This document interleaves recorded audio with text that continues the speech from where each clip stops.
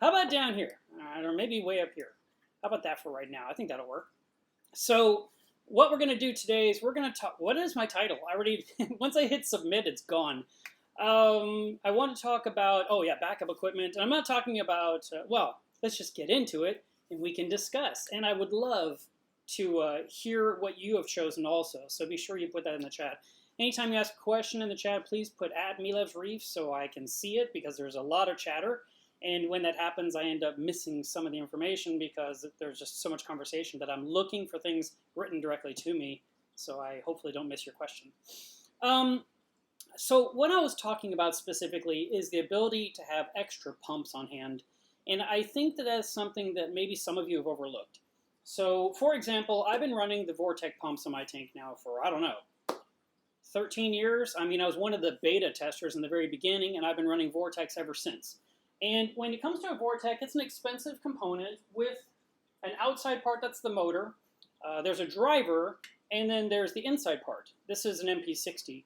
And when this is inside your tank, it's moving all the water. But as it gets dirty, it moves less water, it becomes an eyesore, and it needs to be removed. And while it's removed, you've killed the flow in your tank. So this is an example of a good backup to have one more extra wet side, so that way you can remove one that's dirty, put the clean one that's in, and soak the dirty one for as many hours as you need, and then scrub it. And then you can put the clean one in the tank and take the next dirty one out. And you can actually rotate through. You could do it once a week. You could do all of them over the weekend. Whatever works for your schedule. But if you don't have an extra gyre, or you don't have an extra Vortec wet side, or if you don't have an extra MaxiJet, just whatever pumps you're using, get one extra, maybe two. It's nice to have them in case one fails. You have parts, you have components, you have the little leftover bits and baubles that may come in handy for some weird DIY project. And of course, you have the ability to swap them out when it's time to do some cleaning, which is so important. Now this one here, I soaked in some citric acid last night. This is the citric acid that I'm using. I bought this from Amazon, and it's the biggest bag they sell, which was not nearly big enough. I was thinking, don't they have a bigger bag? And then, I tore it open and I used half the bag in one session. I thought, well, I could have bought more than one bag. That would have been smarter. So this is, I believe, a 5-pound bag. Yeah. And I used 6 cups for 6 gallons and had my protein skimmer running nonstop in the citric acid and had this guy in the bottom of the bin as well. And then today I scrubbed it. So I just want you to know that's how easy it is to clean something. Now, there's certain things that may seem super obvious to some, and others kind of didn't quite catch the important or an additional point. So I wanted to clarify. We had a person in our Club Miller's Reef post that he had put his Nio skimmer, which is what I use, in the citric acid, and then the next day he took it out and it looked filthy. And he said, "I'm so disappointed. I don't understand. What did I do wrong?" And several people were nice enough to say, "Did you scrub it?" And he was like, "No." See, he thought he was going to dip it into the acid and it's going to come out pristine like a cartoon or an amazing commercial on TV, as seen on TV. But the reality is what we're doing is we're loosening up the dirt that's on the parts, that's inside the components. We're going to take it apart. We're going to scrub with a brush, take a sponge, use a pipe brush if you need to, and really get all the details. But the acid loosened it all up so it comes off easier. And this is the same with white vinegar. This is the same with muriatic acid. We're just using citric acid. And it's been a big push over the last, I don't know, it feels like in the last 12 months, so many people have jumped on the bandwagon that white vinegar is evil, but we used it forever. And I've used it on my pumps forever, and I've never noticed anything that was, a thing. But some people have found that certain plastics, certain O-rings, certain this, certain that, they all say the ugly white vinegar caused the problem. I don't know. All I can tell you is I've done it, and I didn't run into problems. I didn't ever take something out of white vinegar and water, or even pure white vinegar, take it apart, and go, "Oh my God, I've ruined this thing." It's never happened. So I don't know what's happening with other people, or what components they're putting in. I don't know. I honestly don't. I don't know if it's cheaper quality pumps. I don't know if it's stronger quality vinegar. I don't know.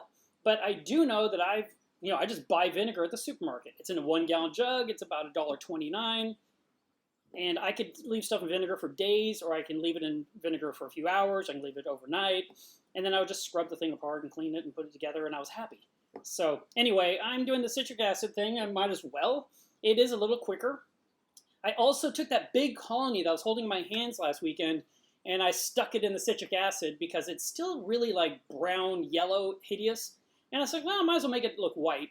And I didn't want to fill up a giant thing of bleach water, so I thought, I had the citric acid, I'll put it in there. But I knew acid will eat calcium carbonate, so it'll eat the coral. So after 5 minutes, I removed it and I rinsed it with a garden hose and I set it out, but the sun was already moving and it's in the shade now. But the idea is that maybe it'll be white and pretty and I don't know. Nothing to be proud of, but whatever it is, it's gone. Now, another pump that I feel is so important to have an extra of is your return pump. And in very recent times, companies like BRS are actually recommending you run 2 return pumps. I actually don't recommend that. What I recommend is you own 2 return pumps and you run one.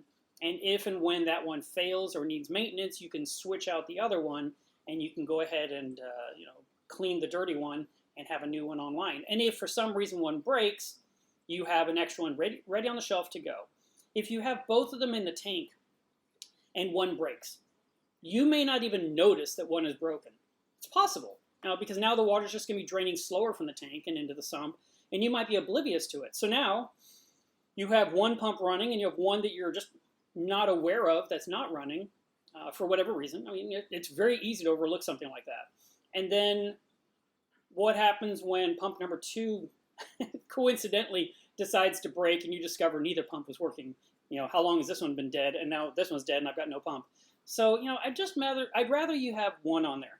Now, if you are visiting a tank only occasionally, you're on the road 3 weeks out of 4, and you want to run 2 pumps, I get it. I understand the thought process. But I don't think that every person needs to put 2 pumps in their sump now. I think they should put one in the sump, and I think they should put one on the shelf and be ready to go. Now, I mentioned the return pump, but it could be something as simple as the pump inside your protein skimmer. So here is one of the pumps that's in my skimmer. This is the Quantum 5, and I actually ordered 2 new ones from Ecotech because these are several years old. They aren't broken. They're running, and I cleaned them overnight so they get nice and clean. They were actually pretty gooey on the inside. And if you don't have an extra one of these on the shelf and your skimmer decides to break, you have to wait until someone's open, or you have to wait until it gets shipped to you, and you're kind of without a skimmer for a while. So I would really recommend you have an extra pump for your protein skimmer, if possible. You may find that the companies will say, well, we don't sell just the pump, or they might say it's for warranty only. And I would just kind of push the issue and say, how much is an extra pump? Because odds are it's going to break on a Friday night, on a holiday weekend, or on a 3 or 4 day weekend, or something's going to happen, and I'm not going to be able to get this thing for days or even a week. So if you can have an extra one ready to go, one fails, you remove it, you pop a new one in, you're back in business, and you can deal with whatever warranty issues you want to deal with on the original pump. That's a logical course of events. And it would avoid what some might consider an emergency, because a lot of us feel that if the equipment's not working right now, it's a crisis, it's an emergency. And I wanted to also kind of get into that here in a few minutes. But for now, I thought what we could do is switch camera angles, and I will put together my skimmer live on camera for you guys. So let me hit pause on this, and we will switch to this view right here. And I'm going to scoot up some stuff here. So the protein skimmer, like I said, is scrubbed all night. This is the base plate for the Nios 300. The first thing you're going to install on your skimmer are going to be the pumps, and they just fit right in here like that, on one on each side.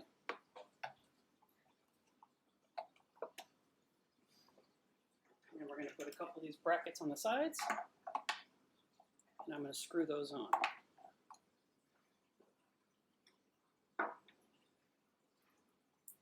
When you clean a protein skimmer, I recommend you do clean every bit of it if you can. I feel like that's a really important thing to keep in mind. And sometimes we might think, well, I cleaned the cup or I cleaned the neck.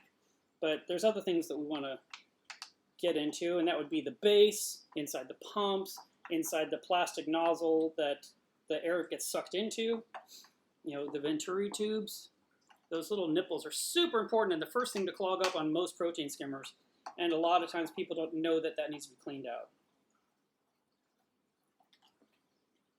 I've had this skimmer for about 4 years, I think. I don't know. The way I know anything is looking. When did I do my video about that?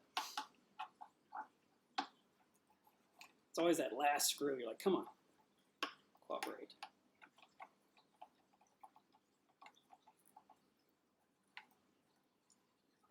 Oh, a trick, by the way, for screwing in metal screws into plastic, if you want to avoid cross-threading, is when you put the screw in place and you start, you're ready to start tightening down, instead unscrew it backwards until it clicks.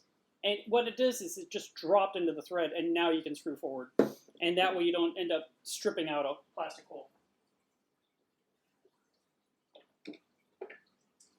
I believe the next piece that goes on is the bubble plate.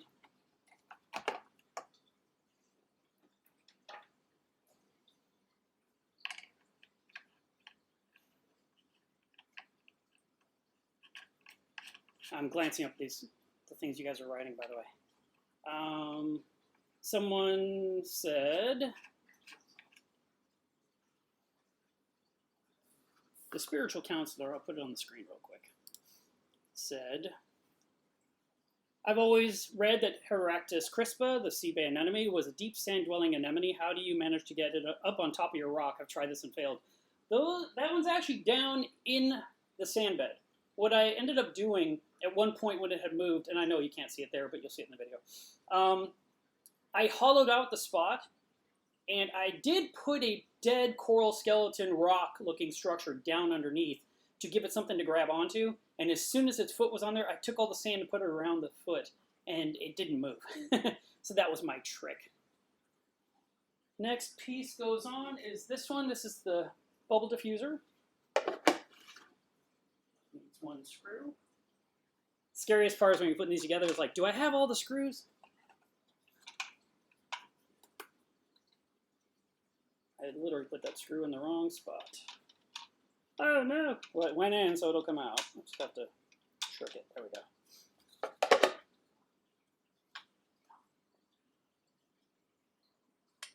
There. Also, this bubble plate has a solid piece of plastic right over where the air pumps in, so that the bubbles have to come to the back and come up through these tiny holes. So you want to make sure if your protein skimmer has anything like a special shelf inside that it's in the right spot. So I do that there. Then these are the Venturi intakes that go on the front of the pump. So they're going to fit right into here on the front, and an air tube is going to go here. But what matters is this right here, inside there, that has to have no salt in it whatsoever. You got to be able to look in there and see that it's clean this way and that way. You can take a pipe brush. You can take a drill bit in your hand loose and put it, if it's the exact diameter of the hole, slide it in. Let's say it's 1/4 inch. You slide it in and you just twist it and carve out the salt creep. And look inside, blow it out. It's good to go. All right, so I think that's it for this part. Now I just have to take my cords and tuck them down. And then we'll put the body back on. Trying to think if I've forgotten anything as I'm doing it, because I don't have to take it apart again. I don't want to waste all your time. So this one uses little tiny acrylic feet to hold its base in place.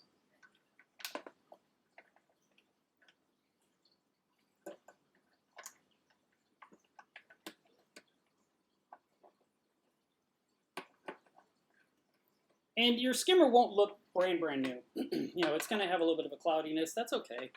That's kind of to be expected over time. But once it's in water, it's going to look brand new. It'll actually look brand new. All right. Let's see. There's another comment here.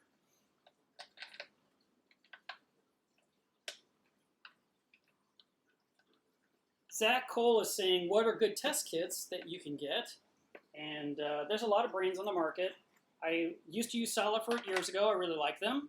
And then I found out about Elos, and I fell in love with those, and I've been using Elos ever since.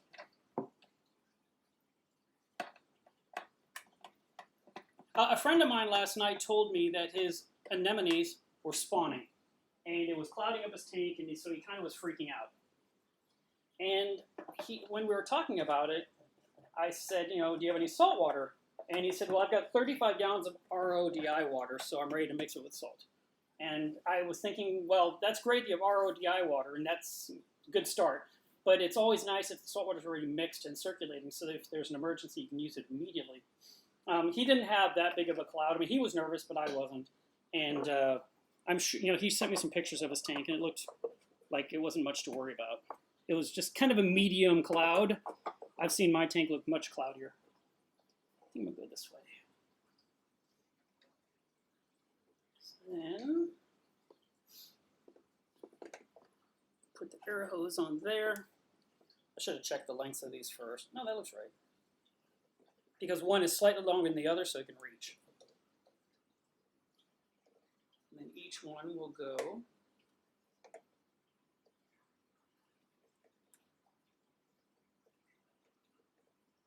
onto the silencer.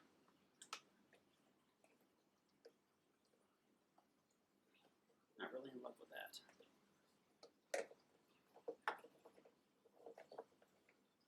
It works.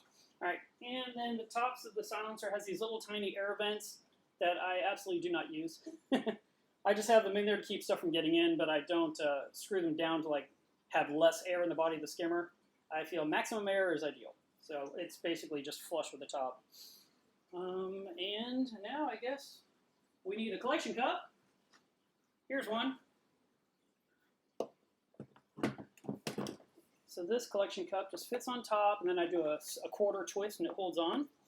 And it has the Skimmer swabby motor on the top that actually cleans the inside automatically. And then I have a hose that comes off the collection cup. There's a nipple on the bottom of the cup right here.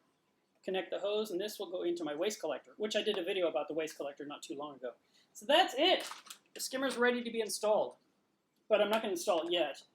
What I want to do is I want to do a water change today, because I'm going to knock down these nitrates, just get it over with, just really quick and dirty, instead of anything else. Let me switch cameras again. So now that I've done that, I can bring you guys closer so I can see you better. Let's see. Too low. How about that? See if the camera cooperates. That looks pretty good. All right, so again, we're talking about backup things to have, for situations, not emergencies. Something that you should definitely have in stock would be salt. And if you don't have salt on hand, you've got all the water in the world, you can't do anything for your tank. So it's really important that you buy salt and have it on hand in a decent quantity. It doesn't have to be a year's worth, but if you're out, you should order some immediately. As soon as you use the end of the bag, buy a new one, go to the fish store and get it, buy it online, however you're going to do it, but have the salt ready so you can go ahead and install that, in the water, or install it. Mix it into the water and get the right salinity, make sure it's matching your tank, and it's ready for if and when you need salt water. Whether you're doing automated water changes, emergency water changes, just the regular monthly scheduled ones, it's good to have these things on hand, because if something were to come up, you want to be able to just go straight to that and just change some water and solve the problem. All right. I have been working outside in the heat, and then I come in here and I start a stream. I'm like, it's so hot in here.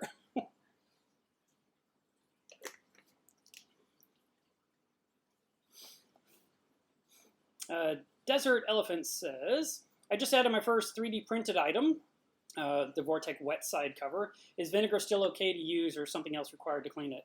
Yep, vinegar should work. Actually, the 3D printed stuff from VCA has been put in muriatic acid and did not dissolve away. So I think you'll be okay.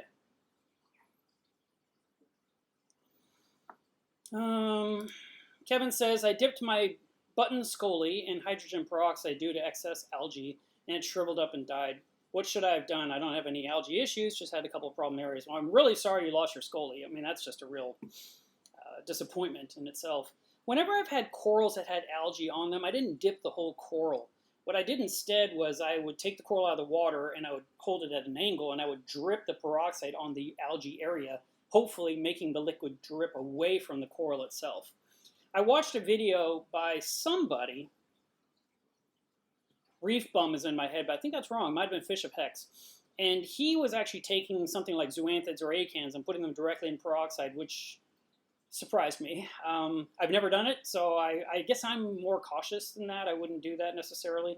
It also depends on what the coral is, and but normally, if there's a coral that isn't looking well, I would dip it in a coral cleaner like Revive. Revive is designed for LPS coral, so it's really good in that situation. Would it have killed off your algae? I don't know. I think maybe I would have scraped away the algae and, like I said, dripped peroxide on the spots where the algae was, and then beef up the cleaning crew.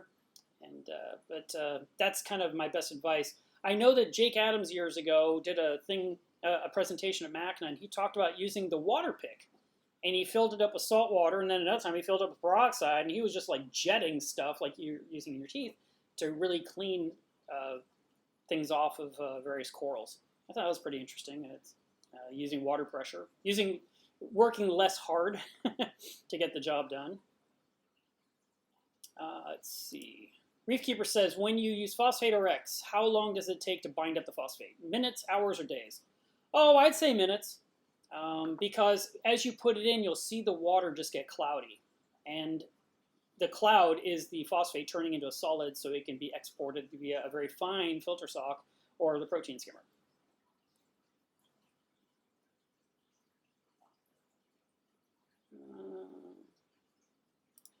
Hands of Stone said, I used the wrong bleach on my rocks, and after power washing it and leaving it in RO with dechlorinator, it killed my fish. Can my rock be salvaged? It's a good question. I would think yes, eventually it can. I'm not sure what kind of bleach you use that, I mean, would it have some kind of floral scent in it or something? But normally those people, a lot of people soak their rock in bleach because they just want to make it dead. They want to kill everything in and on it. And it's possible that whatever that was you used got into the core of the rock.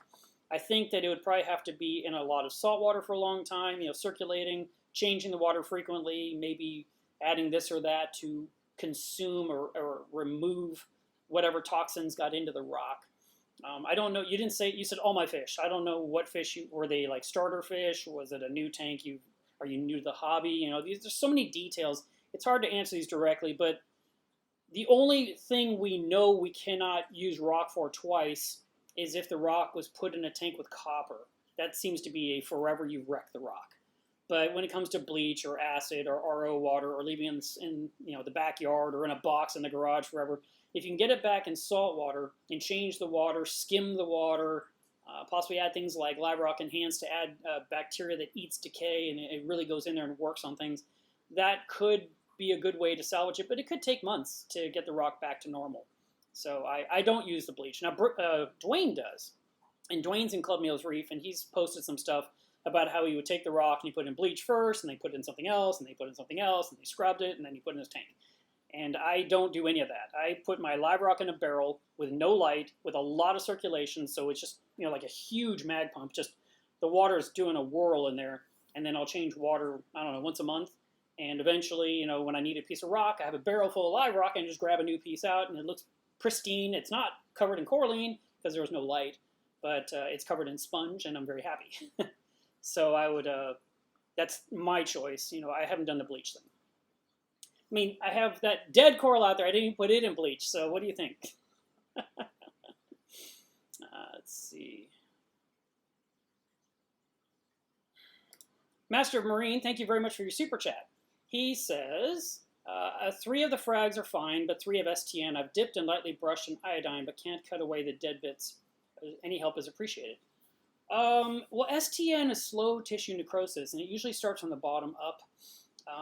It could be a reaction to the glue that held the frag to the frag plug, because when you put the glue on the coral, it heats up. Same thing with putty. It heats up and it kind of bakes the bottom, so you might have that. It could be that the coral at the base isn't getting as much light as the coral at the top is doing. For now, I would probably not do anything specific because you've done a lot already. I would kind of leave it be, and worst case scenario, in a month or 2 from now, you might just cut off everything underneath you don't like and plant the nice pretty piece in a new spot in your tank, and that should stop it. But STN often comes from alkalinity swings and temperature swings in the tank. So the more stable your system is, the more likely you'll avoid that. Now, you said you have 6 frags and 3 are doing fine, so something's going well, and then you have 3 that are showing some issues. So I would just try to not keep messing with them and just kind of leave them be for now. That'd be my advice. Dobby's Performance says, I dip Zoas directly in peroxide, but they close up and it's safe. Peroxide doesn't seem to cause them any problems. And yeah, I've heard that as well about zoanthids, but I was thinking of scalemia or a bubble tip anemone. I mean, you'd be surprised when people are like, well, if I can put this in there, I can put all this in there. I'm going to clean my cleanup crew. Don't do it. Don't dip your cleanup crew. All right. Let's go back to our pretty video. Zoom. And so here's the anemone right here, and the base goes all the way down into the sand bed and down as close to the glass as it can get. Also, because of the way the rock structure is in that tank, some of the rock is actually hugging the trunk of the anemone from different sides. And it kind of made the anemone go to the back, and I kept thinking maybe I should thread it in front so that it's more flowering toward the front. But then I decided, you know what, I'm just going to leave it alone. I'm not going to mess with it. Let's see. Aman says, how often do you feed your anemone, and how old is it? Oh, man, I wish I knew the age. I think 5 years is accurate, maybe more. When I bought it, it was about this big around. It was cute, and the vendor that sold it to me said, it's a weird-looking bubble tip anemone. So I said, I'll take it. And when I put it in the anemone cube with the bubble tip anemones, it just kept shrinking and getting worse and worse. And I started thinking, these are not the same species, and these guys are duking it out, and this guy is losing. So I put him into my tank, and I put it in the far back corner because it was a great empty spot, and I thought he can get big and be pretty down there. And the darn thing moved all the way around the front of the tank and to the spot right there in the video, right there. It's in that spot, and it's essentially never moved. One time it went straight up and into that big colony that you can see branches of. And I reached into the tank, and I took the entire thing and put my hand on top and just pushed it straight down. And the anemone was about 24 inches in diameter. It was a huge thing. And so I just pushed it down, and I did that thing I was talking about earlier in the stream where I moved the sand out of the way and tried to create a crater and get its foot down where it belonged, and I got lucky. It stayed put. Because I was a little worried about where it was going to go. And then you asked, how often do I feed it? I don't. I don't feed any of the anemones in my system. I don't even really go out of my way to feed corals either, other than, you know, like Reef, which is broadcast dust into the system. I feed the fish every single night, and the fish poop all over the coral reef, and that's where the food comes from. And anything that's big enough that a clownfish could grab in its mouth, like a piece of krill, and bring it to the anemone, is how the anemone is getting food. But I'm not putting in that much krill. You know, I take like, I don't know, 5, 6, 7 little tiny krills, and I tear them into small bite-sized pieces that are smaller than half the size of a raisinette. Okay, so little bits of krill. And then there's mini mysis, there's PE mysis, and there's Rod's food. And that's all, you know, thawed out. And then I put some in the anemone cube. And so a few of those little bits of krill gets in that tank. I pour the bulk of it into the big tank behind me. And then I squirt a few squirts into the frag system for the fish that are in there. And I watched the copper band butterfly has been attacking the little bits of krill, which I thought was pretty interesting. Just going pow, pow. I was like, you know, because I was really worried in the beginning when I got it, what is it going to eat? But I've noticed that it's not just eating mysis now. Now it's going for krill, which is kind of cool. It means it's getting fed no matter what, which makes me really happy. It's nice when you see fish in your tank are eating almost anything you put in, because then you don't have to worry about them starving. But in the case of, I'm not putting enough krill to feed all these anemones. That one behind me, it probably gets, I don't know, 9 or 10 little pieces that if Spock didn't get it, or the purple tang didn't get it, or the yellow tangs didn't get it, or the coal tang didn't get it, or the pajama cardinals, which there are 5 with huge mouths, didn't get it, maybe a clownfish grabs some pieces and brings those nuggets down to the seabed.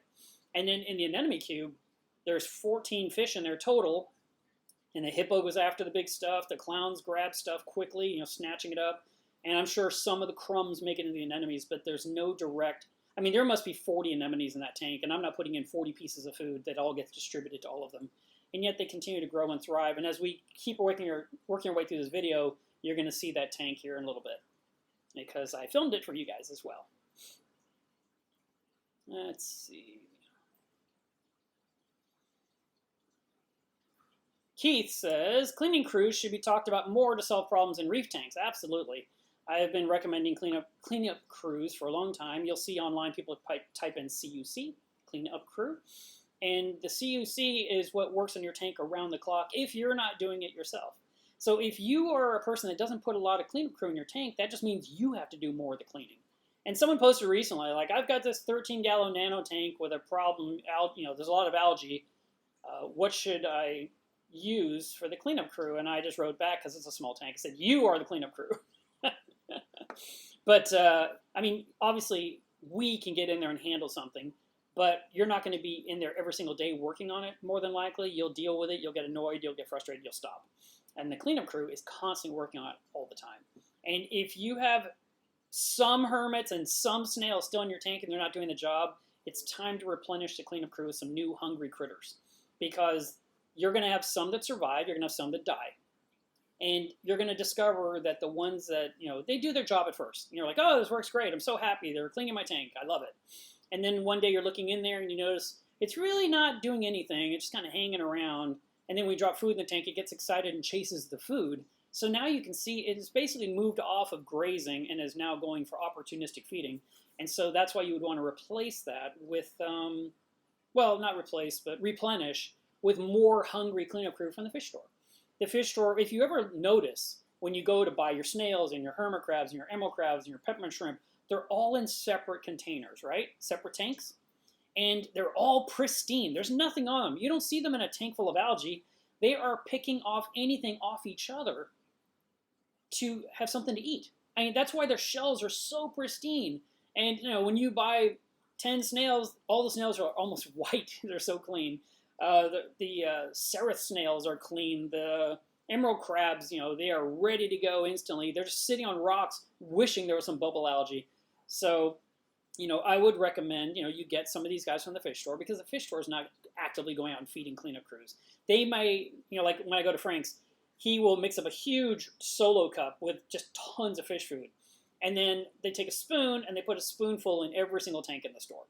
So I'm sure they put a spoon in each of the cleanup crew tanks where there's 300 snails and there's, 50 emerald crabs and there's, 30 peppermint shrimp and there's, 200 hermit crabs. And a spoonful of food is not going to go very far for all of those different creatures. So they do a spoon and a spoon and a spoon. And there's a little bit of crumbs, but they're really, really hungry and they're going to be super active. And you put those things in your tank. All you have to do is acclimate and put them in. You don't dip them, you don't quarantine them. You just put them in and they will start eating the bad stuff in your tank that you hate, and you'll be very happy. So I highly recommend it. Let's see.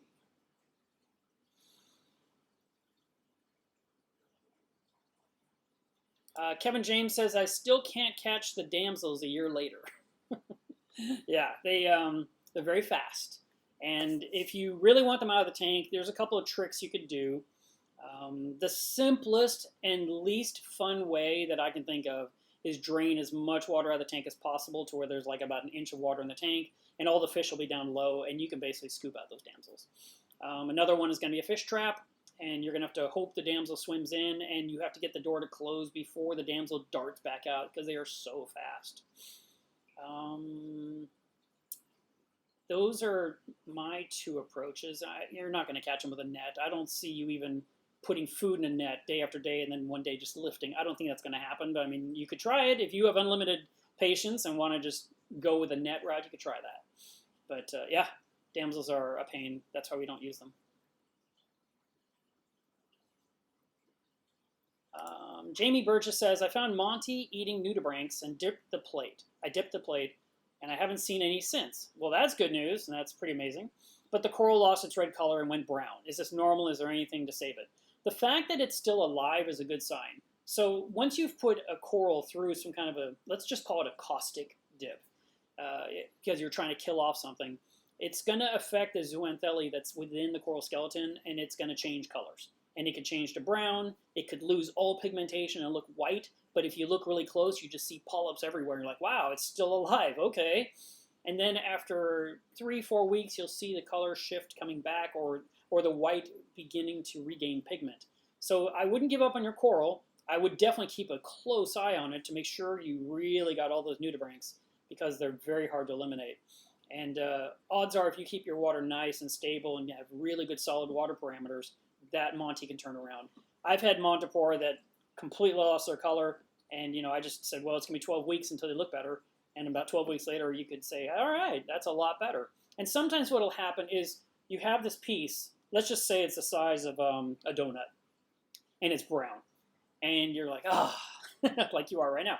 And then it's growing outward, and you'll notice that the outer rim is nice and colorful, but the center stays brown. It's possible that you may only get nice, good growth on the outer rim that is the nice color, but it also is possible that the inner part will regain its original color, and you'll be happy. So don't give up on that. There's a new angle of the tank, so I'll scooch myself down here a little bit in the corner. I shot this, like I said, it was on the same day. The first 2 metal halides were on. That's under 10K lighting. That's a metal halide bulb with some XHOs that are lighting the back of the tank. And a lot of people say, what is that brown fuzzy thing at the end of your tank? That is a Tracy Morgan Gorgonian that came from Joe's 20,000 gallon reef. The hammer corals that are behind it are green. I've had them for a very long time. 13, 14 years. Probably had them in my 55 gallon. Oh, that'd be even older. And they got moved into the 280, and then they got moved into the 400, and that's why you see them now.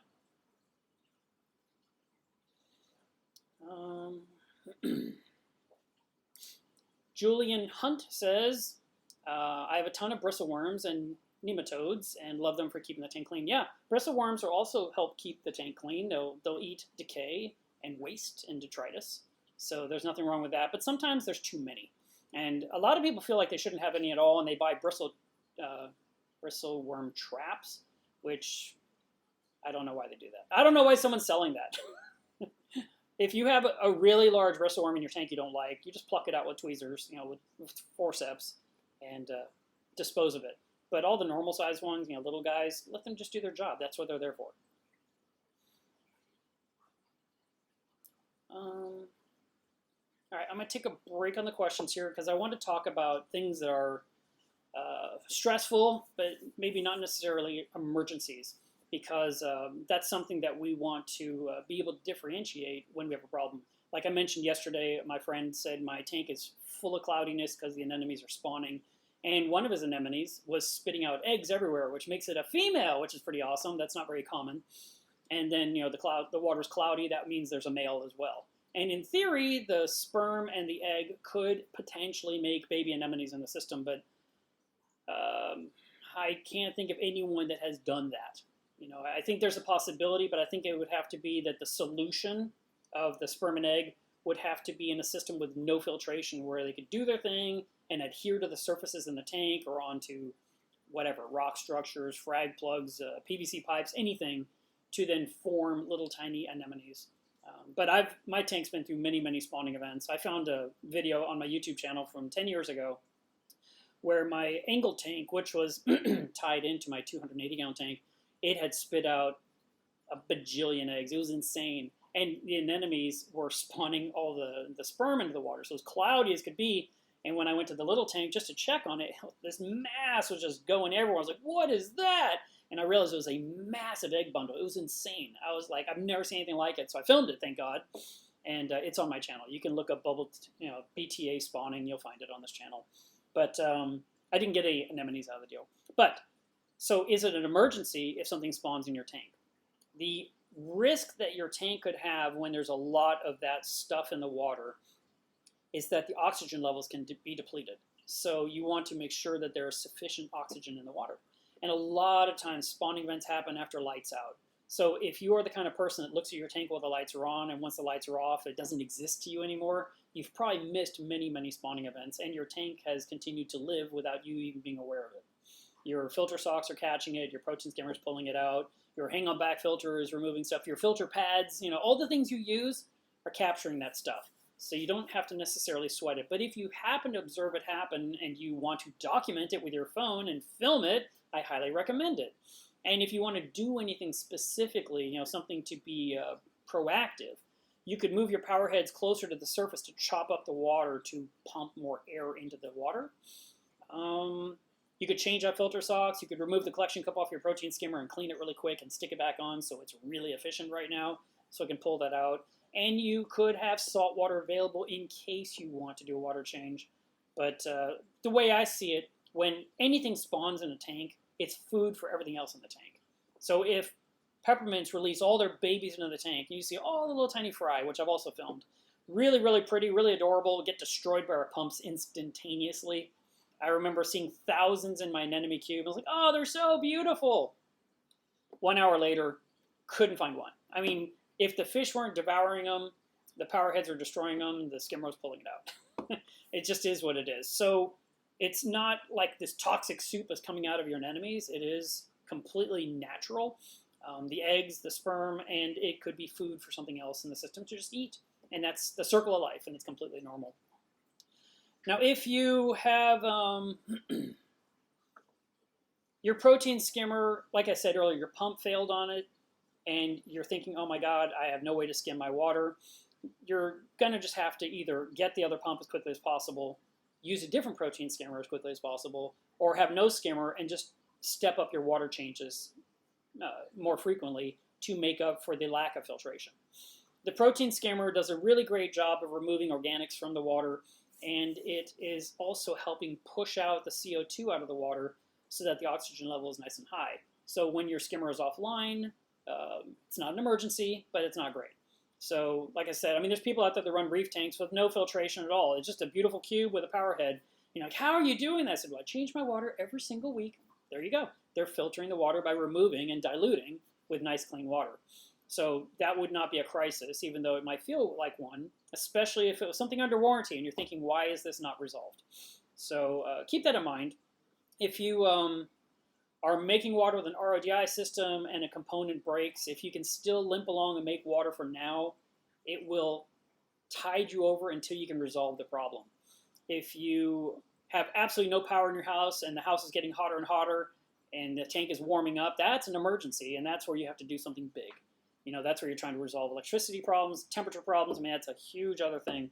When my RTN event happened in my tank, it very much felt like an emergency to me. But when you are looking at these videos, you're seeing there's a lot of healthy coral in the tank.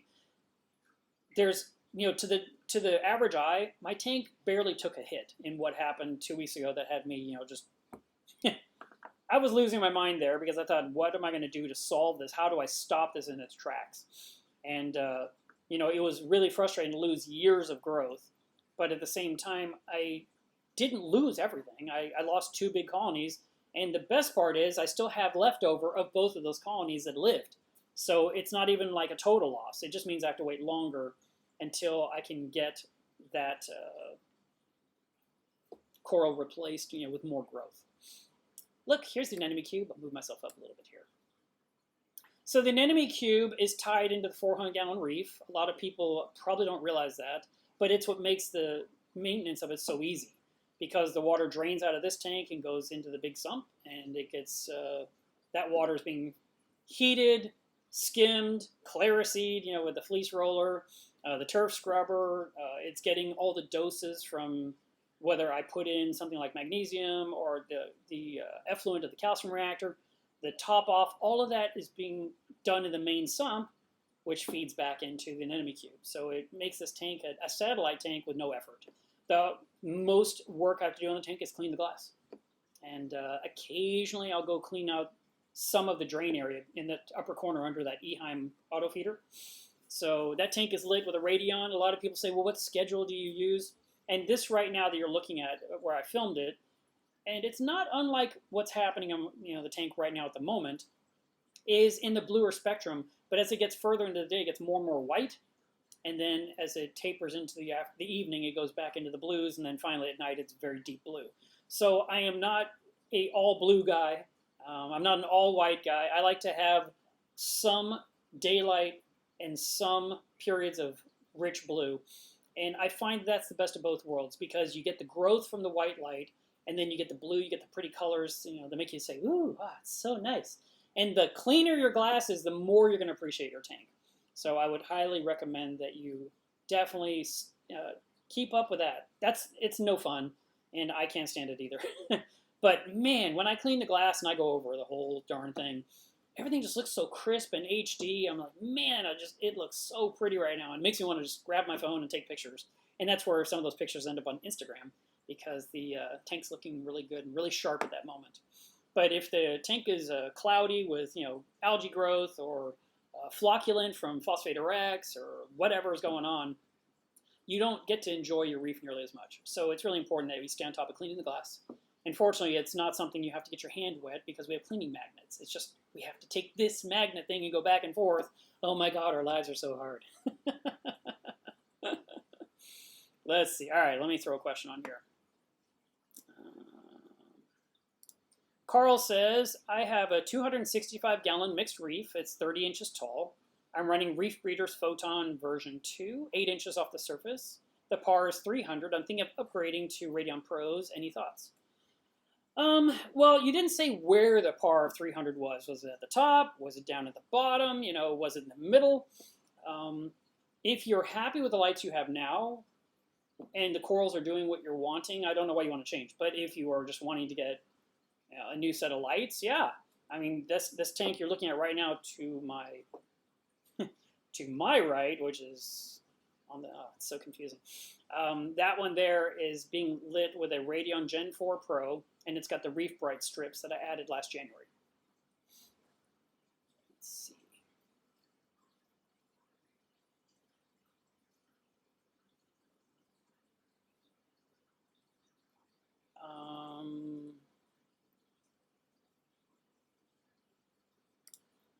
Heck Incarnate says, I seem to be able to grow any macroalgae in my refugium except Chaetomorpha. I've killed 3 bunches of it in a row from 3 different sources. I dose Chaeto Grow, yet no oxygen bubbles form on the Chaeto. I don't think you should see bubbles on it. I mean, that's not... No. Normally, I mean, I don't have much luck with Chaetomorpha either. But if you're trying to grow it, one of the tips that was made years ago was that it should be tumbling in the refugium. So there should be some kind of flow that makes the darn thing just move like a basketball, constantly rolling, rolling, rolling. And that should encourage growth. And one of the reasons it encourages growth is because as it's turning, all surfaces are getting lit. Also, it's not a plant that needs to be lit 24 hours a day. If your refugium light is running nonstop, you'll just bake the stuff to death. It needs to have a light cycle, maybe 9 hours a day. You could run it from midnight to 9 a.m., for example, and that way it would help. But you may find you just can't grow Chaetomorpha at all, but you can grow everything else. In my case, I've tried Chaetomorpha many different times over the last 23 years, and Feather Caulerpa is the stuff I grow the best. And my refugium right now behind me is full of Feather Caulerpa, and it grows. So it doesn't really matter to me what I have. But if I was trying to intentionally grow a certain species, you may find that Chaeto Grow is ideal. It may be it's not enough of what it is they're using. I have a feeling you're running your light too long. I just have a guess. Yeah, because so many people say, just run your lights 24 hours a day. That way it won't go sexual. And they apply it to every plant on the planet. And that's only for a few species of Caulerpa. And there are other species of Caulerpa that don't want 24 hours of light. So that's my thought. But iron dosing is also recommended when you're trying to keep plants healthy. Trace elements may help. So these are a couple things to keep in mind. Dean says, why did you stop using biopearls? I was using the biospheres. If they work so well, I hope your tank is recovering well. Well, you know, you're seeing the videos now. The tank's doing well, just fine. I stopped using one thing because there were other things on the market that people were telling me about and I had zero experience with. So for example, if I had a huge algae outbreak in my tank, I would possibly think about trying out Vibrant because I've never done it before. And so instead of just using biopellets forever and just telling everyone just use biopellets, I said, well, let me try no-pox. Let me try this brick. Let me try vodka. I mean, well, I did vodka dosing too. I mean, I've done different things over the years. I'm just trying out different things. And right now, my biggest, simplest solution was ginormous water changes that cost me $100 each. It's $100 to make a vat of salt water in my fish room. It's crazy. So if I change all that water every single week for 4 weeks in a row, I spent $400 in salt. It's crazy. Julian says, my Mini Maxi 6-inch ate my Rhodactis. It moved and fell into the tentacles, and 2 days later, poop. Yeah, sometimes certain creatures will grab onto other creatures. It just happens. And one will win and one will not. Pickle Boy says, how can I make a tree out of dry rock? If you use things like the two-part putty, the epoxy putties, or even the mortar from Marco Rock, he has a type of product that's a powder mixed with this bottle of white, milky-looking liquid, and you stir it together and it makes a mud, and you apply that mud to the rock, and you're going to stack your rock in a way to where it cannot move, and you apply the concrete in various points, and then you don't let it move at all for like 6 hours, 12 hours, and then the next day you can pick it up and see how it's doing and see if you have to add any more, or if you can add the next piece. It may be something where you're adding a little bit at a time to create the structure you're trying to achieve.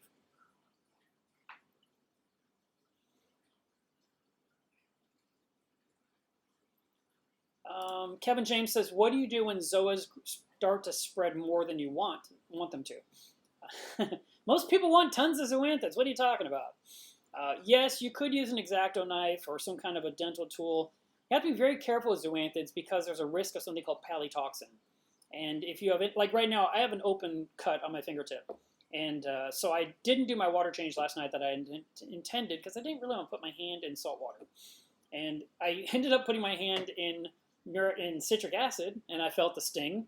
But I would prefer not to have any kind of open wounds in my hands when I'm working the tank, so I'd like this thing to close up a little bit more first. I got nicked on a piece of acrylic. So if you have any open cuts, don't do that. If you're working around them out of the tank, you need to wear eye protection. You need to keep your mouth shut so nothing gets in your mouth. You possibly could wear gloves, and you could basically scrape or even cut underneath. I've seen people take the rock that the zoanthids are on, and they take a razor blade, like a utility knife blade, just in their hand, a loose blade, and they will actually carve under the coralline to remove the zoanthid. And what ends up happening is they have a zoanthid on a fleck of coralline, and they can glue the coralline to a frag plug, and now they have a frag for someone else, and it gets it out of their system. I remember that someone in our club was always doing that. She was always cutting the coralline. I thought, man, that's dedication right there. But you just want to make sure you don't get any of that in your mouth or in your eyes. And you want to wash your hands as soon as you're done.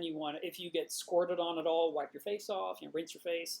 Water will dilute. If you end up getting palytoxin poisoning, you're gonna have a metallic taste in your mouth. You're gonna feel a fever. You're gonna feel sick. There's an article on masna.org about palytoxin. So just type in masna, palytoxin in Google and hit enter. They'll take you right to that article, and you can read it or bookmark it and have it handy, because hospitals usually don't know what to do with palytoxin. Especially right now. They're thinking COVID-19. That's all they think of. So if you say, I got hit with palytoxin, they may just kind of scratch their head or look at you funny and say, nope, that's COVID-19. You have a fever. So we don't want to get sick from our tanks at this point. But there is a chance. But, another thing you could do is you could put another rock on top of the area where the zoanthids are and let them grow onto that rock and then rip that rock off later on, and now you'll have a blank spot. So you kind of created a border temporarily in your tank. That's another trick that could work to help kind of control them. Ahmad says, can you suggest what to do for daily, weekly, monthly, and maintenance? Actually, I've done a video about that, so I'm not going to do it today. But thank you for asking. There are a lot of things you can do in that exact order. So I'm sure if you'll go through the live streams here, you'll find that topic. I would probably look under the word maintenance and see what you can come up with. I also did the Reef timeline video just a few weeks ago. That might be worth watching. Oh, also, Heck Incarnate, he comes back with another question. He says, do you have any advice for Chaetomorpha that won't grow? Can grow Caulerpa. It could be that the Caulerpa is growing so well that the Chaetomorpha doesn't have a chance. So it's like grabbing all the best of the stuff out of the water, and the Chaetomorpha is like, I got nothing, and so it dwindles away. So that's another possibility that I didn't mention before. Lorenz says, did you do the ICP testing for your tank? No, I didn't. You'd think I would have, but I did not.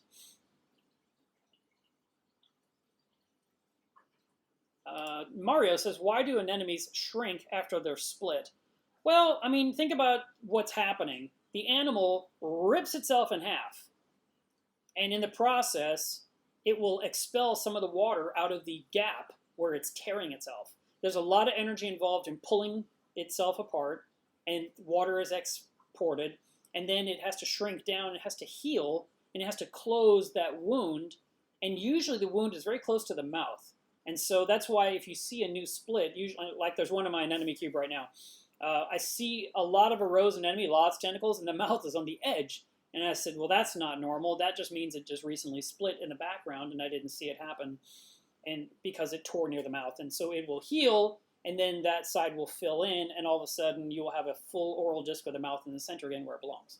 But yeah, them shrinking down is possible. Keep in mind, too, that when anemones split, that's not an absolute guarantee they'll survive in your tank. And if you see splitting a lot, there's some people that they kind of brag about, like, oh, my anemones split all the time. That's not a good thing to brag about. That means things are changing so drastically in the tank that the anemones are reacting to a stress. And they are splitting out of desperation in a survival tactic. And they're like, I better split, so one of us will survive. That's basically the mindset. So I know this for a fact, because there are people out there that have 20, 30, 40 anemones a year. And I'm just like, what are you doing? I have like one split a year, maybe two. And they're like, well, I don't know. And so we talk about it, and I suggest certain things they do, and they stabilize their tank. And guess what? The anemones stop splitting. Like, wow, that's weird. They don't split anymore like they used to. I'm like, it's because you stabilized your tank. You got the water parameters good. You got everything staying steady day after day. You're doing a good job. But yeah, if you're trying to cause them to split, like it's a money-making thing for you, then feeding them really heavily, doing a massive water change. Matter of fact, with my giant water changes a week ago, I really expected to see a lot of new anemones just out of a reaction to the change. But I only had a couple that clearly split, so I got lucky. And the sea bay didn't do anything. I don't know how sea bays self-propagate. I don't know if they split. I have no idea. I don't know where they come from. Like I said, I have one, and I've had it for many years. And I've never asked anyone because I just am waiting to see what happens in my tank. But that one just lives. So let me scoot me over to this side here. And you can see back here, I don't know, you can't see my mouse. On the very far right of the screen, under the Vortec MP40, you can see the leather corals all closed up. That coral has stayed closed up in my tank since I did all my work in the tank. I think I told you guys last week there was a big hole in the center of it. And I said, you know, you could fit something large in there. Now, I said an avocado. I think that's inaccurate. It probably was something that a lime would fit into for sure, possibly a lemon. But it was quite a crater. I don't know how that happened, when it happened, but with everything I did in the tank, the whole thing has kind of just fallen over, and I'm going to have to actually remove it from the rock and set it in a different spot in the back. So my thought is, during the next water change, I want to set up a tray inside the tank, under the water, where I can take corals off the sand bed, and I can put them in the tray, and then I can go and vacuum the sand bed in those areas and remove a lot of old detritus from my sand bed that I can reach, and then smooth out the sand and put some of those corals back, and I'll take that leather and put it exactly in this one spot I think would be good for it, and hopefully it'll be happy down there and be pretty. And it'll get a lot of flow from the MP60, so it'd be really good, and kind of get it away from that spot where it is, because it's basically leaning on the glass. So I would like to do that, and that's my thought with this next water change. I would like to do the front of the tank, and I'd like to do the back of the tank. Let me switch cameras for a second. I don't think you can see this, but no, you definitely can't see it. However, right down here is my giant red starfish right now. And that thing's about this wide across. It's awesome. And I've had it for many, many years. It's a beautiful starfish. All right. Back to the movie. All right.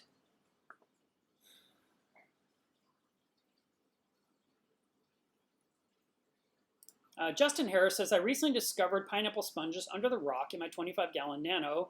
I've read mixed reviews. Are they good? Are they bad? Will they smother my coral? All right, I want to know what reviews you read. Because no one says bad things about pineapple sponges. Those things are awesome. They're Scypha sponges, S-C-Y-P-H-A. They are a common filter feeder. They tend to live in your sump, in your baffles, in your overflow box, under your rocks. They cannot smother anything because they're tiny. They're also called Q-tip sponges, and they are just little tiny filter feeders that do zero harm. So you have nothing to fear, and you can enjoy having them. And the more you have, it tells you two things. You're doing a great job because the water's so good that they're thriving. And secondarily, because they're thriving, they're filtering the water for you naturally because that's what they do for a living. So that's a good thing.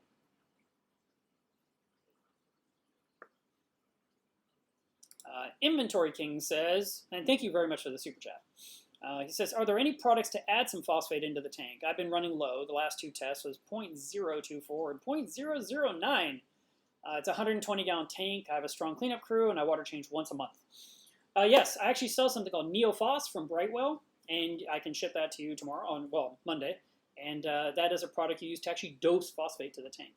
And once you get the phosphate where you like it, you may not need to continually dose it. It may just be something you're doing for a few weeks to kind of bring that number up.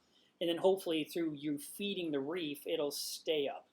I also sell something called Neonitro, which is a way to dose nitrate as well. So I sell both those products in my shop. Yes, this is the perfect time to sneak this little guy on the screen. Anything you buy from Milos Reef supports this channel, supports my business, and keeps Spock fed. So I do appreciate when you guys buy things from the website. It's milosreef.com. This website's been around forever, 18 years, I guess. And it's filled with documentation about my tanks, and it has tons of articles, critter ID. It has links to different videos I've done. I mean, there's a whole bunch of content on that website, and it's a huge bear to update. And right now, the newest version of my website is still in production. I believe we're shooting to have it ready by the middle of August, so that's only a couple of weeks from now. And it'll come out, and what I really like about my website right now, and it was a huge change, was that it became mobile friendly. And the newest version should be even friendlier, so that would be really something nice. I hope that you guys will like the new look and feel of the site. But yeah, so I have those products in stock. Okay, I'll turn that back off. While I'm promoting, I will promote Club Milos Reef really quick. Club Milos Reef is a group we have on Facebook. We have 8,000 members. I approve each one personally. There's about 50 people waiting right now. So I will go through those this weekend and get them approved as well if they qualify. There are 3 questions you have to answer, which basically tells me that you are reading and listening and answering the questions. And that if you don't answer any questions, I just say nope, and I just automatically decline the application. But we made the group to help people with their tanks, and I specifically made it for my YouTube friends here to have a place to talk to each other all week long. So I created this group 2 years ago. It's actually coming up on its anniversary this month. And it's set up in a way to where you should feel comfortable asking any question you have and not feel that you're going to be put down or insulted or made fun of, because we have moderators to remove not only that content, but the people that do it. This group is designed to be helpful and friendly, and I want you to feel safe in the manner of I can ask anything and not feel like someone's going to make fun of me. So, you know, if you're asking something that's been asked 1,000 times before, someone will answer it. If you want to use a search in the group to find the answer before you type it, you can try that as well. Of course, the question you're asking, you can probably type into Google and get the answer even better. But feel free to join the group. I like it because it's a chance for me to see your tanks, to see your new acquisitions, the things you just bought, and I like to see some of the DIY stuff you guys come up with. So if you aren't a member of the group yet, you should be. So come join us. All right, turn these things off so you can enjoy the reef. Let me move myself to this other side here so you get a look at the other side. On the far left side of the screen, there's Spock. She actually pretty much stays in that spot for most of the day. I am pretty sure she is watching TV. I think that's her thing. And then, you know, she'll swim around. But she loves that spot, and she likes to keep an eye on me and what I'm doing and watching TV with me. Philly Polyps says, I've recently started 2-part dosing. I'm struggling with precipitation and my alkalinity keeps dropping. Are there any suggestions? Yes. Okay, so first of all, anything you dose right now, you should be dosing by hand, not with pumps, not with equipment, because you're learning how to do 2-part dosing, and you doing it yourself will control the possibility of things going wrong and having errors. Now, anything you're going to dose, whether it's alkalinity or calcium or magnesium, they should be dissolved in water in advance. So you might make a solution of alkalinity, and then you're going to put in a fixed amount of that solution in your tank every single day, and you're going to trickle it into your tank very slowly over a period of 15 to 30 seconds. So for example, let's say you have a 100-gallon tank. No, let's do something smaller. Let's say you have a 29-gallon tank, and you have made yourself a gallon of alkalinity solution using soda ash and RODI water. And you stirred it up, and you let it turn clear, and now you have this container filled with alkalinity solution. You will then take a syringe, and you will, or a little tiny dosing cup that has graduation marks on the side, and you will fill it to the amount you need. Let's say your tank needs 15 milliliters of alkalinity solution. You would then stand above your tank and pour in that little bit of alkalinity solution right in front of a power head where, as you're trickling it in ever so slowly, it is mixing instantly and shooting in the tank. And you can see it turn a little white cloudy but blow through the water. You don't want to just dump it in and see everything turn into flakes, like snowflakes, and just drizzle down. That's precipitation. You want to trickle it in very slowly. So 15 milliliters might take you 15, 30 seconds to dribble in very, very, very slowly. Then you wait a minute, and then you could take, let's say you're going to use 10 milliliters of calcium. You dribble that in the same spot very slowly. And you do this every single day. And if you're dosing the right amount, and I'm just grabbing arbitrary numbers, things that I used to do in my tank. But your tank may need less, it may need more. We're doing everything based on testing the water constantly with test kits. But then when you found that sweet spot, your tank always needs 18 milliliters of this and 4 milliliters of that. You put in those exact amounts, and then now that you've got it down to a science, now you can buy yourself a dosing pump like the Skimmer X1, which is in stock, and you could tell it dose 4 milliliters at 2 in the morning. And it will just put in that little bit, and it'll do it every single day and make your life so much easier. And then the other one is, you need 18 milliliters, and you buy a second dosing pump, still in stock, and you can dose the other one at 6 a.m. And so now you've got it. And some people like to dose throughout the day. Some people want to dose only during the day. I mean, there's a lot of opinions out there, but basically it depends on the size of the tank. It depends on the amount of livestock you have to just determine when and how much to dose. And even as your corals grow in and become larger and larger, have more and more mass, they're going to need more and more solution. So when 18 milliliters worked great 3 months ago, you might decide, wow, the only way to keep up right now is 23 milliliters. And so you're putting in 23 every single day. And then eventually you're like, wow, and I need 30. But that's just numbers. The other thing you have to keep in mind, especially if you're automating with a dosing pump, you want to make sure that the solution container is full. You want to make sure the dosing pump is actually moving liquid and it hasn't got a crack in the line to where it can't draw any liquid out. You want the tubing that goes into the display or the sump to dribble it in an area of high flow. And if there isn't high flow, you need to put a small power head to shoot the water through that zone so it is mixing as soon as it hits the water. And that tubing could even clog, and you have to roll it between your fingers to kind of crush up the crusties, and that way liquid can come out. And you need to test it, make sure that liquid's coming out every single week. So you hit a test button, or you hit an app, a setting in your phone in the app, and you tell it, feed, and you just watch and see if liquid's actually coming out, if liquid's moving through the line. So there's a lot to be involved there. So that's why manual dosing is your smartest bet, because you control what goes in the tank, and then when you graduate to using mechanical dosing, with dosing pumps, you then have to make sure they're all working correctly. So it's still your job. It's just it's going to do it while you're sleeping, but you want to verify everything's working properly.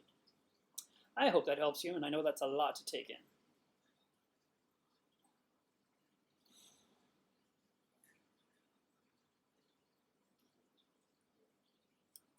Tony says, what could be the reason why, see, look at that, I know exactly what you guys are typing. What could be the reason no algae grows in my 6-month tank? Livestock is doing great, and the rocks and sand are white. There's no green algae, there's no diatoms, there's no coralline. I must feed my cleanup crew because of that.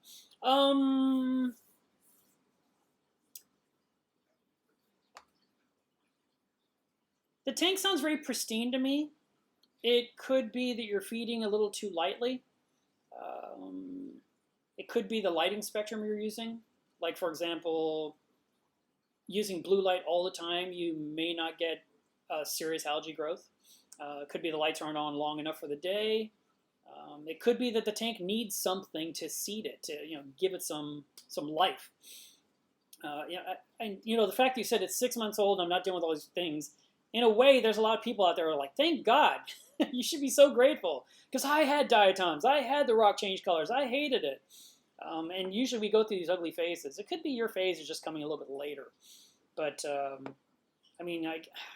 I kind of want to tell you to enjoy it, but I think I understand. It looks too much like a hospital tank to you right now. It's too pristine, and so it needs some stuff. You might want to get yourself a piece of real live rock and add it to the tank and let things migrate. Or maybe as you buy corals and you plant them, the little bits of algae there on the frag plugs will migrate on there. I'm trying to think of other things. I mean, obviously there's different bacteria people add to their tanks, like Microbacter 7, Live Rock Enhance. Trying to think who else makes something. That these are different products that people add to add new bacteria to the tank to encourage the consuming of waste and to populate a good beneficial bacteria to handle the bioload of your fish and your critters. Rated Unruly, thank you very much for your super chat. He says that we should get the likes up, folks. So you're supposed to be doing the thumbs up. I appreciate that. Smoke and Reefers, I don't know the answer to this question, but I like it. He says, what causes gold torches to go brown or lose their goldiness? I don't know. I didn't know that torches could change color like you're describing. That's unusual. Normally, if any corals in your tank change color and head into the browns, we would usually say that there's too much nutrient in the water.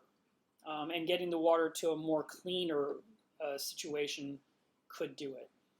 It could have also been that the tank recently got too warm and the zooxanthellae within the coral itself, like I mentioned earlier to that other person, it got affected, it got cooked, and it turned brown. Torches, though, tend to be a certain color, so I haven't seen one that does that, so I don't really have an answer for you. I'm sorry.